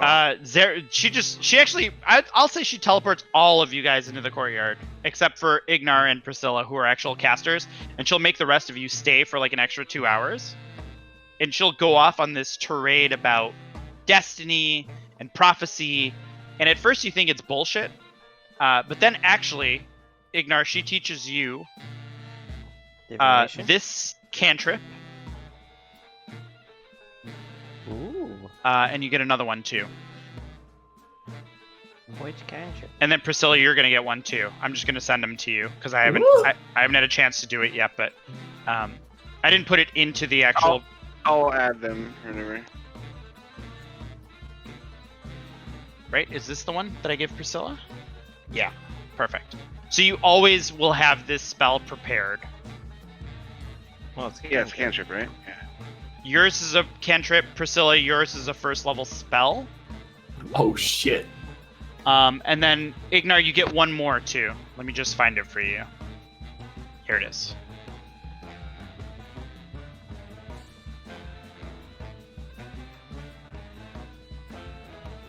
I apologize. I should have done a better job getting these ready. I should have stayed for the prize. Probably would have lost, but I don't know if I would have backtalked her. Question, audience. Oh, I can look it up. I didn't know. I am shocked that Renee's older than me. I thought I was older than Renee. There's a second page to this one, Zach. Let me just send this to you real quick. What is their lifespan? I should have just put these in the main channel so you guys can all see these. Here, I'll just copy and paste into D&D Online. Okay. So Ignar learns the Voice of Battle cantrip, and the Misdirected Marks spell, and Priscilla learns the Prophesied Strike spell. So she'll post those over in there. It's just about 11 o'clock now. So we'll say that the night will start. You guys will go through your study session. You guys will get a chance to kind of rest. Misdirection? So we can go ahead and do the level up stuff if you guys would like, and then we'll jump into the next session. Well, before they leave is the thing. It's just like even though I don't like them, I've trusted them that they're not, total shits. Yeah. Like, Yeah, do you want to? Oh, these are So like, I'm just That's saying, like awesome. we can do like the total rest thing, whatever. We can because it's close to 11, and it's probably gonna take a few minutes to fucking RP that out. So like, I say we do the level up shit now, but as a first thing before, like I don't disembark with Priscilla or whatever. At the end of the thing, I'll be like, ladies, and then I'll bring up all of our fucking shit that's we're there for to deal with. There. Yeah. Like. Yeah, and Lady Castigation will probably we could probably like do this pretty quickly because Lady Castigation would say like her features. She's usually like kind of bitchy, like super sarcastic, like really, really, really sort of in your face, right? Oh yeah. And her features will soften, and she'll say, "Ignar, I know you forsook your studies because you didn't see the value in it, but you're tangled up in something bigger than you can ever imagine right now." I know that. And I implore you. That's the reason we came here. But I can't trust anybody here. I can't trust anyone around me other than the people I've been traveling with. And that's the issue I came to you for. This whole Candlekeep, everything for. There was nothing in Baldur's Gate that could save us. We went to Elturel. I saw that city get sucked into the ground. But at the same time, you have to understand, we need some kind of answers. This is beyond me. This is beyond any of us. Look at us. We're an island of misfit toys. Ignar, she puts a calming hand on your shoulder, and she grins her sort of signature, like, irreverent grin, and she says, "Trust in destiny. Trust in the prophecy." And she turns and she walks out of the room. What prophecy? What destiny? She turns and she walks out of the room, leaving you just completely flabbergasted. Lady Bodentrin, what prophecy? What destiny? What? What? You'll know when the time is right, if you don't know already, young one. God damn it. The nine hells with us all then. Leaving you more confounded than you were in the first place. Alright. Yeah. Shall we level up? You guys ready? Oh, yeah. Yeah. Yeah. Raze looks at them and goes, "You guys went to school without me, didn't you?" Like the first group that got teleported. Like, what the fuck? Oh, you guys had an awesome time, didn't you? Was there a pop quiz? Oh my god, dude. Maybe you should do more cocaine and drink with us. Sometimes you Yeah, fucking. the lesson is fucking off. Yeah, doing the drugs. lesson is doing drugs and drinking is fun. Yeah, and it only leads to good adventure. things. But Exactly. on special holidays, they can make the food look at different shapes. Like, they have molds for bread.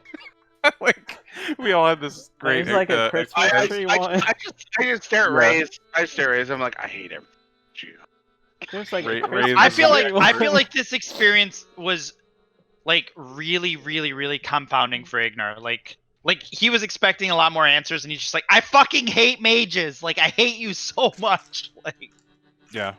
I mean, in a way, like he knew this was what was going to happen. He said it. Like this is going to be useless. They're all going to just run us in circles. Yeah. They're all Fucking wrapped heck. up in they're all wrapped up in their own bullshit. They don't intercede unless it's personal benefit.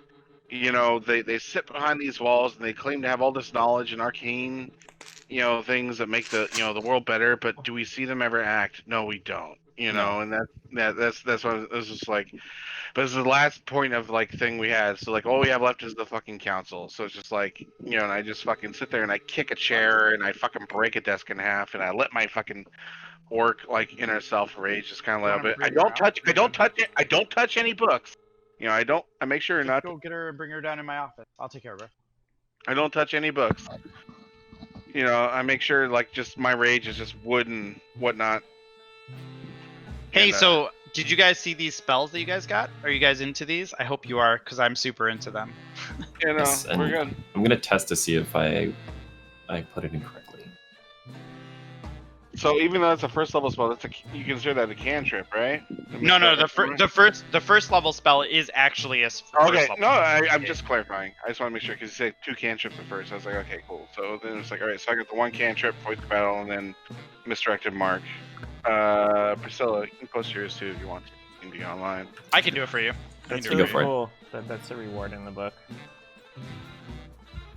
What? The spells. It's not in the book. What? That's not in the book at all, homie. Oh, This because is- I'm like, Curse Australia, you don't get shit. I mean, there's the dark gifts, but Yo, homie, this is pure Shaheen spending money on DM's Guild and being like, this would be cool to add to the campaign. Yeah. I'm all here for it. It's the secret that DMs don't want to admit. I love fucking giving out cool shit. I love it. Right. Yeah. Like I want you guys to be strong. I want Yeah. you guys to have fun tools. We're going in a place that's gonna suck. Like, as much as we bitch about being here, like when we get down No, there, It's gonna be it's gonna be horrible. Like you other guys are than gonna like, have to deal with Kenku. Don't utter those words. that's Mm. Avernus is 90% Kenku. Yeah, exactly. Right. Excuse you, Avernus is going to be like my special place, so speak for yourselves. You think you're following an angel? You just found out you were half devil. Just. At least I'm not half useless, Raze. Oh. At Raze has least all the stuff right now. At least Rai wants to party. You know, like That's right. yeah. I love how Josh like picked up on like this is gonna be a thing that I should be a part of. He's like, yeah, I'm there. Like, Hey, I never said I wasn't. I was debating when I went to the temple with fucking Ray. I was, you know what, like, this Ray had a pretty rough go, but he's just gonna cut loose for a little bit, see what that's like. And you he's know? gonna do coke. Woo! Yeah. I was scared. I thought the meeting was happening, and It's they were all called gonna it's be- called party bonding. So like, team building. it's right. He knows where his homies are at. He's got to take care of Ignar and Priscilla and Renee. Yeah. So I don't know about keep an eye on the Rodgal, guy but that the other refuses to three, I feel like these spells are super fun too. Like they add a lot to the Yeah, these are the really toolkit. interesting. Yeah. Did you see the stuff they gave away for the weekend? Like all the Adventure League stuff you could find? Mm-mm. No, it's fine. Oh. All right. Should we do health? You guys want to do health? Yeah. Yeah, why not? Let's do it. All right, Rodgal, give me a D8, bud. 4 plus 2, so 6. So you're at 39 HP. Yep. Renee, you're up. Give me a D10, bud. Hell yeah. Oh, 8 daddy. plus 2, that's 10. Perfect. We're at 5-0, baby. Oh my God, yes. Raze, me, you're up daddy. next, buddy. Give me a 6. Oh yay! Oh yeah, look at that. Look at that. 6 plus 2, or 5 plus 2. Perfect. Very good. 37. Ignar, you're up next. What do you got? Is it a D6? D8 D8. for him. Yeah, D8. Come here. 3 plus 1, so 4. Yeah. 3 plus 1, yeah, 4. 37. All right, Priscilla, you're up. Give me an 8. 7 plus 2. Tasty. Yeah, so 9. And last but not least, Zerai, give me a 10. That's what happened. Oh yeah, there it is. 10 You plus asked for a 2, 10, I baby. give you a fucking 10. Yummy. The old 50. Oh. We got two people at 5-0. Why don't I? Hot. Very good. Very good. Very good. Very good. All right. Do you guys want to talk about what you get at level 5 real quick? Yeah. Mine's fast. Instead of attacking once, I attack twice. Congratulations, sir. Hey, you and me are twins, because I do the same thing. Tasty. I'm gonna bring that fiend slaying mace twice per round now. Yeah. For Sheen, a metagame round, and then I'll just miss everything. But you know, There we go. or twice the divine smites in one round. Oh, think about that. Oh, Yep. I fixed my spell slots. I got that sick 4 attack action surge once per short rest, so that's my Spell my one slots are trick, what, but it's a 4/4? really good trick. Priscilla, what do you got? I get quite a bit of stuff. So I got Destroy Undead, so I can instantly destroy undead that are half CR or lower. I gained 3rd level spell slots, so the spells that I have now are Plant Growth, Wind Wall, and Spirit Guardians. But I can swap those, a couple of those out. So I might pick up Mass Healing Word. I can also pick up Revivified, depending on what he wants to do with Resurrection rules. There's some other cool stuff I can grab. I can do Magic Circle as well, where I can prevent all demons from coming inside if I have time to prepare for it. So Magic I can give us like a Circle, nice little Overlord, fortress. And then, well, did I get anything else? I think that was it. Yeah, like my spells and Destroy Undead and all that. Cool. We can talk about resurrection rules next session or something, or before next session, just to make sure that if you take Revivify, like you're happy with the way that'll play out. E. Okay, Ignar, what do you get? Anything fun? All right, I'm swapping. First off, I'm swapping out Identify because I read the rules. It was just like swapping out spells, or whatever. You can only do it on level up, which I'm doing now. I'm dropping Identify because it's pointless to have it 2 people in the party. So I'll just So I'm hold on to Pearl. Yeah. Well, Yeah, because Ray has it, got right? it. Like before we knew, when we all made our guides, we each had it. Yep. But yeah, but yeah, I'm swapping out with something else, which will be named later, I guess. But the big thing is, inspiration dice. I get Font of Inspiration now at level 5, so my inspiration dice go from 1d6 to 1d8. Nice. So, and then also I am taking, as far as my showmanship and my propensity for putting on banger shows, I'm taking Hypnotic Pattern, which allows me to make a light show in a 30-foot cube. You create a twisting pattern of colors that weaves through the air inside a 30-foot light cube, 30-foot cube within range. The pattern appears for a moment and vanishes. Each creature within the area who sees the pattern must make a wisdom saving throw. On a failed save, the creature becomes charmed for the duration. So Holy shit! It's one of the best spells in the game. Yeah, so it's an AOE save or suck is what it is. It's and the Hypnotoad. Yep, Hypnotoad. That's so good. Yep. So I get 2 of those. Well, I get 2 3rd level slots. So yeah. So that is the new spell I pick, and then I will let you guys know when I replace my level 1 spell with. I just haven't picked one, but I'm swapping Identify for something else because it's pointless to have it on 2 people. So Yeah. there we go. Rodgal, what do you get? I get the ability to dodge as a reaction, and it'll do half damage. The attack does half damage against me. I'm muting this song. Can't Which take is surprisingly good, by the way. Yeah. it. Can't. Okay, cool. Raze, you're up. What do you get, bud?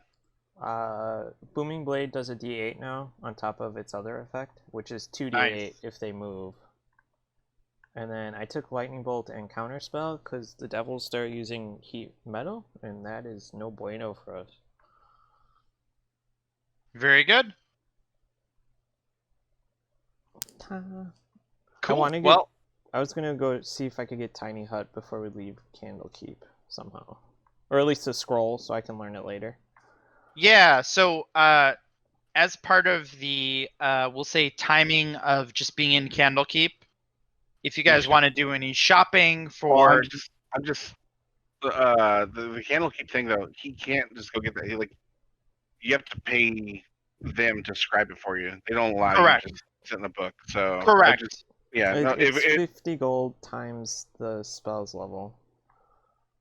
I've read many different things. It's up to DM discretion, but I'm just saying. Yeah, like, just yeah. let me know like some high priority spells that you're into, and we'll come up with a price for them. But if you guys want to buy any non-magical items, sort of stock up, do any of that stuff, I will. Do we have any magical items that are on sale to us? That would be the better question. Like, yeah, I would say put like a shopping list of what's available to us up in D&D Online, and then let us argue over whatever during the week. And I mean, we don't have enough money to buy anything. Yeah, but I mean, like, I don't know, maybe we could barter or something, or if he wants to make things available, because you know where we're going. So I'll say that you guys can purchase silver weapons for 100 gold each. I'll put it in D&D Online, but you guys can definitely find like like full-fledged silver weapons. Okay, that's what I was asking. Yeah. Yeah. Yeah. And then anything else that you guys wish to purchase that are non-magical items, you can find. Because we have and all those masks and stuff we could probably sell for. I think you already did. I think I'd already Did you sold melt them that down? Yeah. Oh, maybe I didn't, because they're just in the parcel. There's quite a bit of gold here still. Oh, are the parcel coins? Ah. There we go. So those now got distributed. So you guys have it wasn't that much more, but those are all distributed now. There we go. Okay, so we actually do have enough if there was something awesome that we wanted to get that was like 500 plus, we could pool money and get it. Yeah, I'll say like for 500 plus, you guys can buy, I don't know, what do you guys have? You have like 500 gold. Let's say for 500 gold, you can buy one magical item plus one, or you can buy silver weapons plus, like, no plus, but you can buy silver weapons for 100 gold pieces each prior to leaving. Does that sound reasonable? Yeah, no, that's fine. I want to ask you about like range weapons. Like, if I bought like a silver crossbow, would that count as shooting bolts or whatever? Or would I have to buy silvered bolts that shoot from any kind of crossbow? Like, do you understand what I'm saying? Yeah, you'd have to buy the silvered bolt. Okay. And we'll say like, yeah, that's what I usually do is just you either have a magical bow or you have you can get good ammunition for your standard bow. Yeah, no, that's the reason I want to ask, because like I don't really want to like track it though. Like, that's the problem, right? Because like I would think it would be like, okay, let's just for like easiness sake, and we play it once a week for 2 hours, like 2 to 4 hours a night, like let's, like, I don't know, like my suggestion would be like, okay, well, I buy like, like, oh, you buy this magical quiver where, like I don't know how you want to handle it. Like, do you want to have ammunition be limited, or like, do you understand what I'm saying? Like, yeah. For simplicity sake, or like, or why don't we say? It's a why don't we level say 1 for artificer infusion is what he wants, pretty much. Well, it's I mean, it's like, I'm just wondering, like, because I have enough money to either buy like a melee weapon, which I don't want because I don't want to be in the thick of it, and then also too, like, I jump around in the background and I throw out buffs and spells, and like, if I have a limited quantity of ammunition, I want to know that front, or if it's like, like, oh, yeah, let's just make this up now. So 100G for a silvered weapon. Let's say 200 gold for a magical quiver of magical ammo plus 0. And then 500G for a +1 melee weapon. For, let's say, a +1 martial or simple weapon. Yeah. So that's, and then let's say 100G per potion of healing. So those are the things you guys can spend your money on. Does that sound Okay. reasonable? So how Yeah, much? So like The how much fuck is gold? my armor? And then let's Yeah. say 100G. I don't know. Let's say like what's a spell level? It's 50 gold a spell is in DMG. That's the cost of the materials. Just describe it, right? It's 50 gold and per, then per level. it's what, a couple So hours per level. You're gonna pay a premium to buy a spell. I just like, even if I can just take the spell down there and then pay for it later, you know, for Tiny Hut or whatever. Like, even if it takes me like 4 levels to pay. So let's say let's say 100 gold for a level 1 scroll. Let's say 250 for a level 2 scroll, and then 500 for a level 3 scroll. Okay. Does that sound reasonable? So as a party, right? Like this is a very meta decision, right? This is not about what does your character want to do, but as a party, right? To be maximally effective, we need to buy a few things, but we only have like maybe 800 gold total. What how much do we actually have? We have 27 gold worth of silver, 160. So 600. So we have less than 800 gold total. I mean, I would like to, at least each of us should have one kind of silver or magical weapon. Like, even if I have to, like, just give my money out so we all can, you know, hurt devils. I mean, no, because if you have magic, then that's your thing. Yeah, I don't need anything. Right, I have magic and a silver weapon already, so, like, to get weapons to the group. And, like even- Rodgal has a magic weapon already. Zerai has a magic weapon already. So, And a magic shield. So we're basically talking about Ignar and Renee for weapons, right? Yeah, no, that's what I'm saying. So like we don't go in there and like we're doing half damage, you know? That's what, Yep. like, we need to I have get- my kitchen knife. That's doing great. Well, I mean, But but still, how good is that kitchen knife gonna get you, man? Like, No, well, so what I'm saying, right? Where is this money gonna do the most bang for the buck?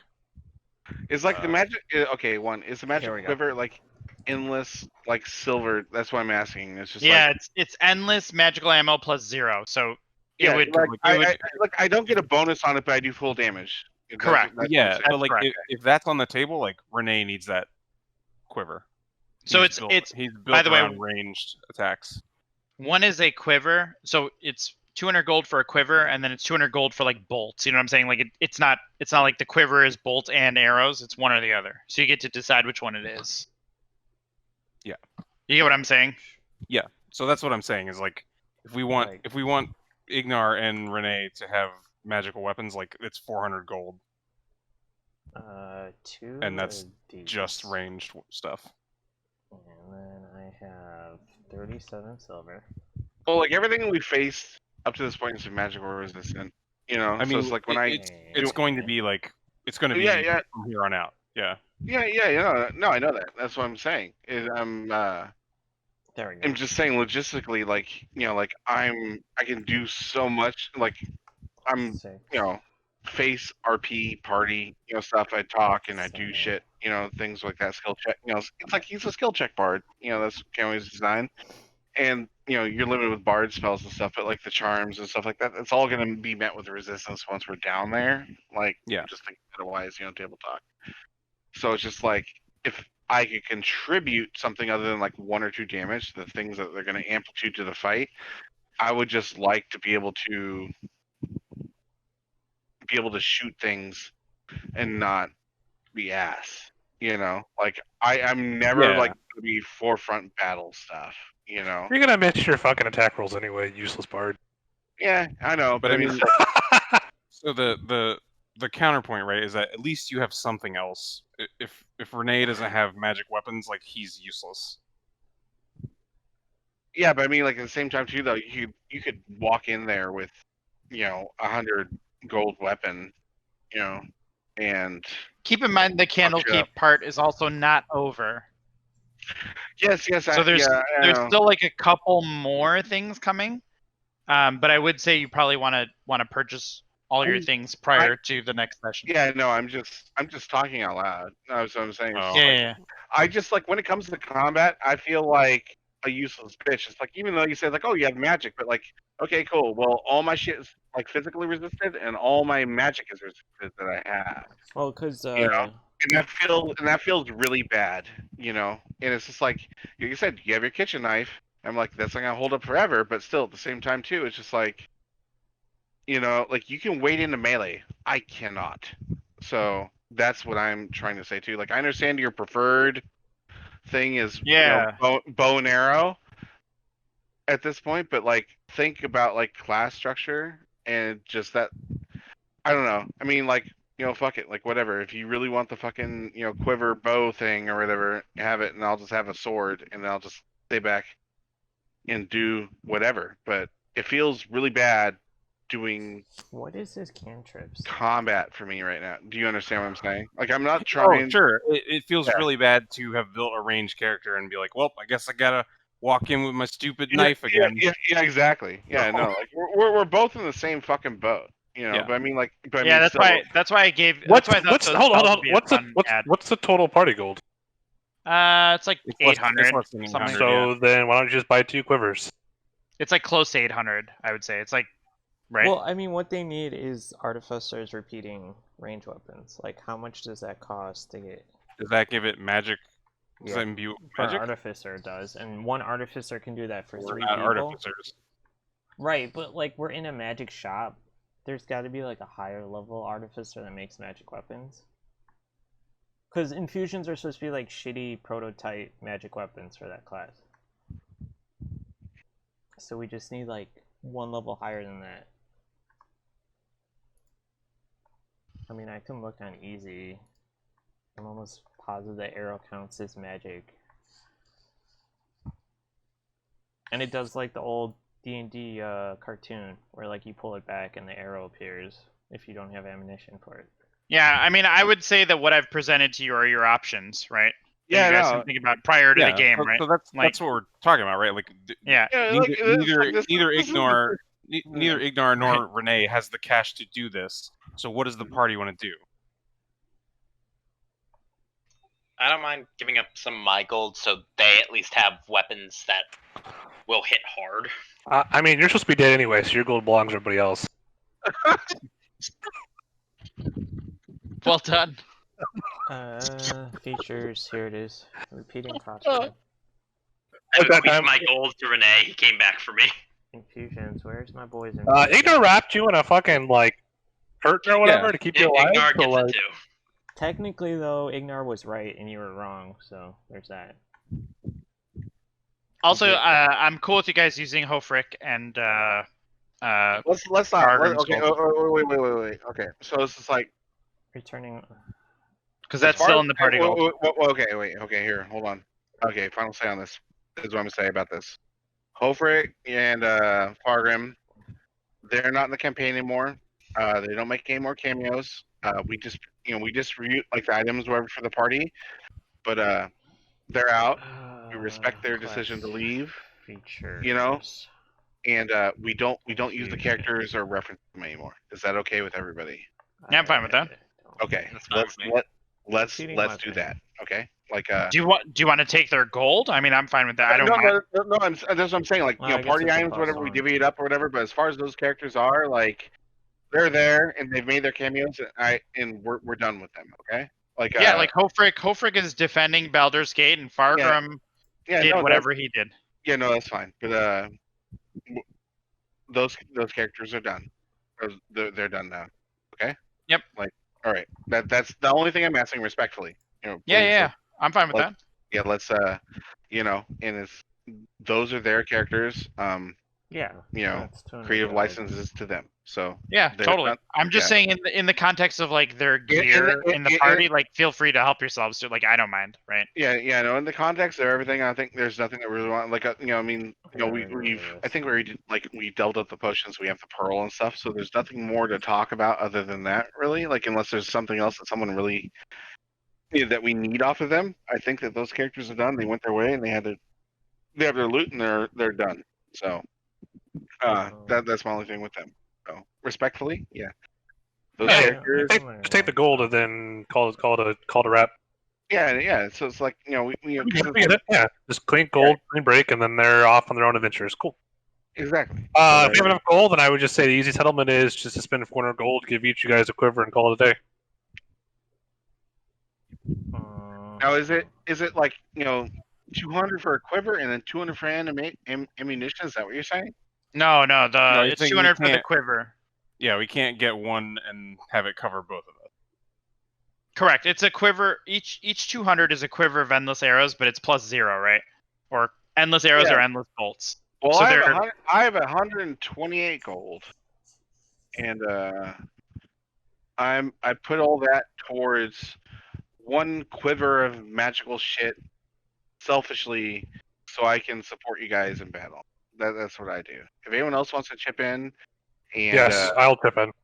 and get it so me and Renee both have endless quivers of just base damage and base damage and ammunition to do our thing, then I don't know. fine. I'll give all my gold to that, whatever, and I'll fucking facilitate fellatio my way into more gold because I can do that, and I'll do it for Renee too. But still, like, I think both of us being ranged or whatever, I think of our 800-ish, plus or minus, right there, gold would be well worth it if we spent the 400 gold for both of us to have those, so we can do range shit and not get detriment of dumb shit. Like of resistance, whatever. Is that Perfect. Is that fair? Is that fair?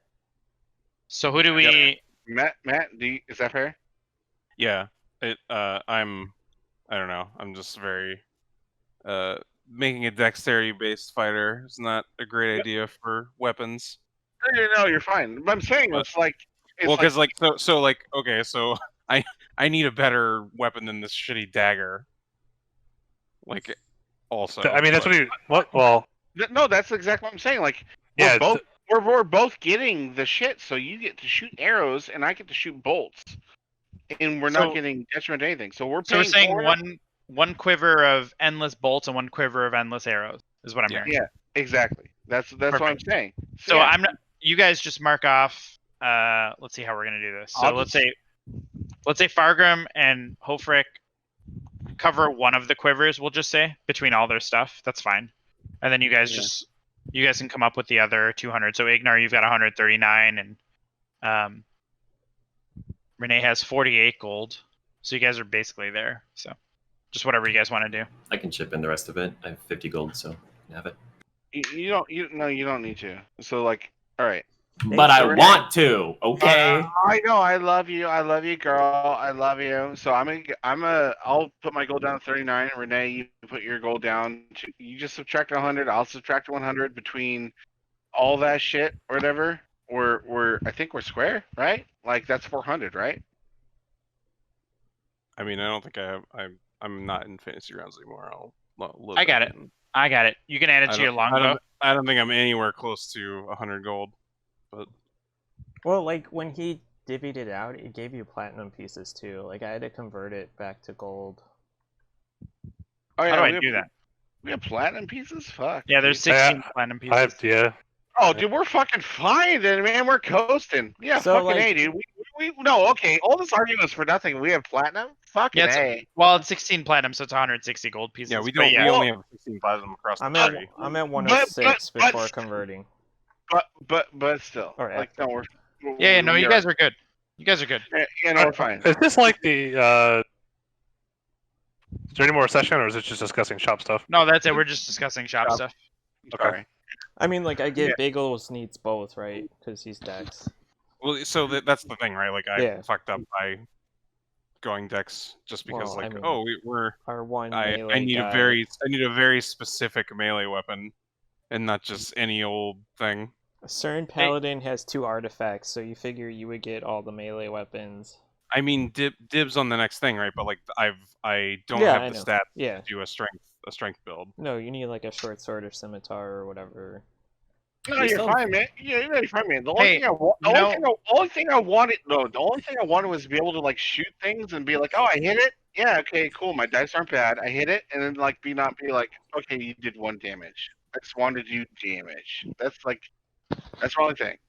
Hey, You know, 'cause- you guys did a fantastic job on the test, so maybe there's a gift care package coming your way. yeah, no, it's all good. Like But so let's mark off the Yeah. gold here. I already marked off. I already marked off mine. I took out 100 gold out of mine.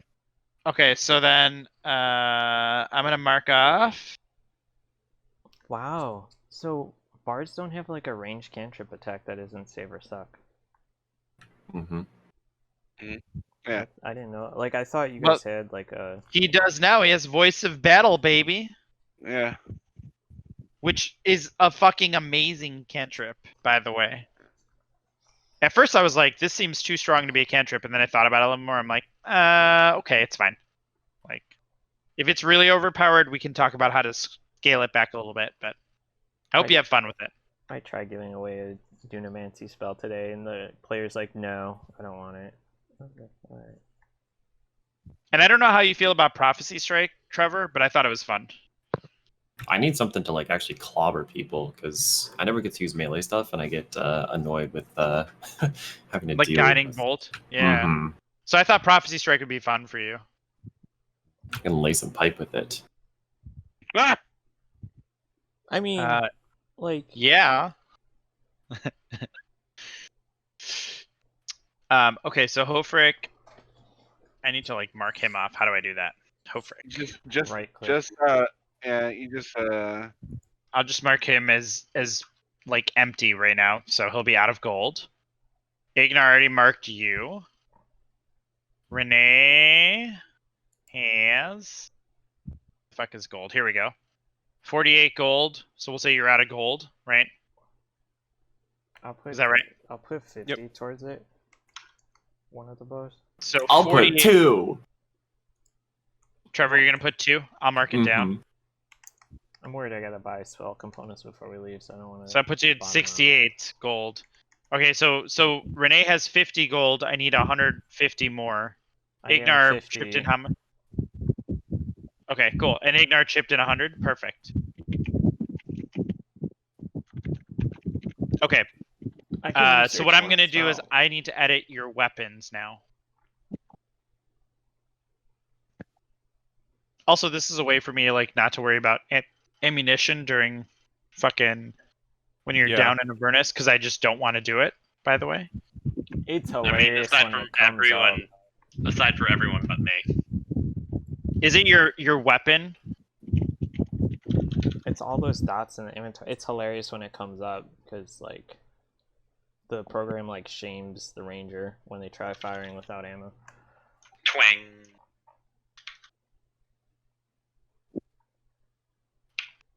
Yeah, I can't wait till I run out of ammo.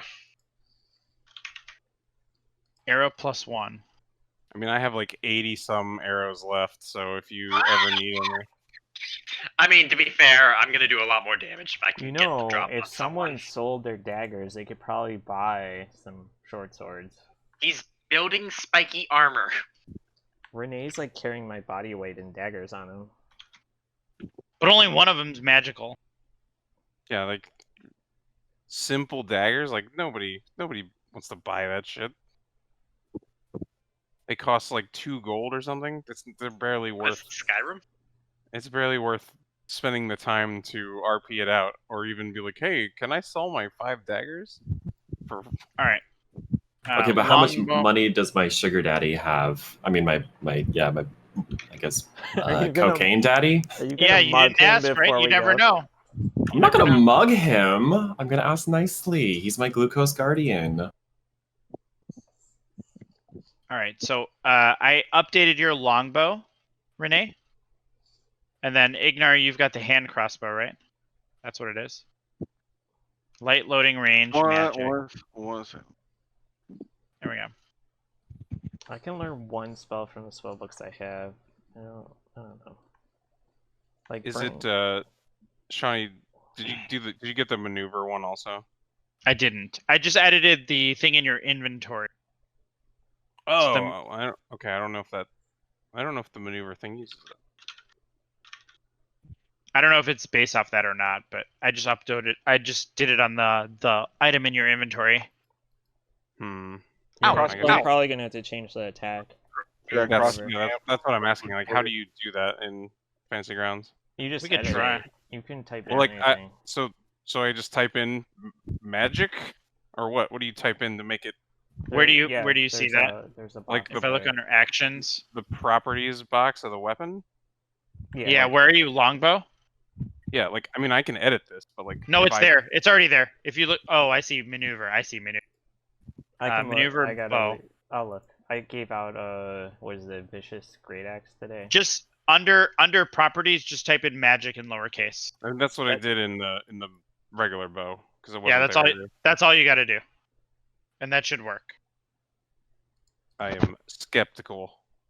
I know. I was skeptical too, but that's like literally what you're supposed to do. It's crazy. They basically have like named strings. You know what I mean? Yeah, Which Like, makes you it- feel like you should just have a fucking drop down, but it's not.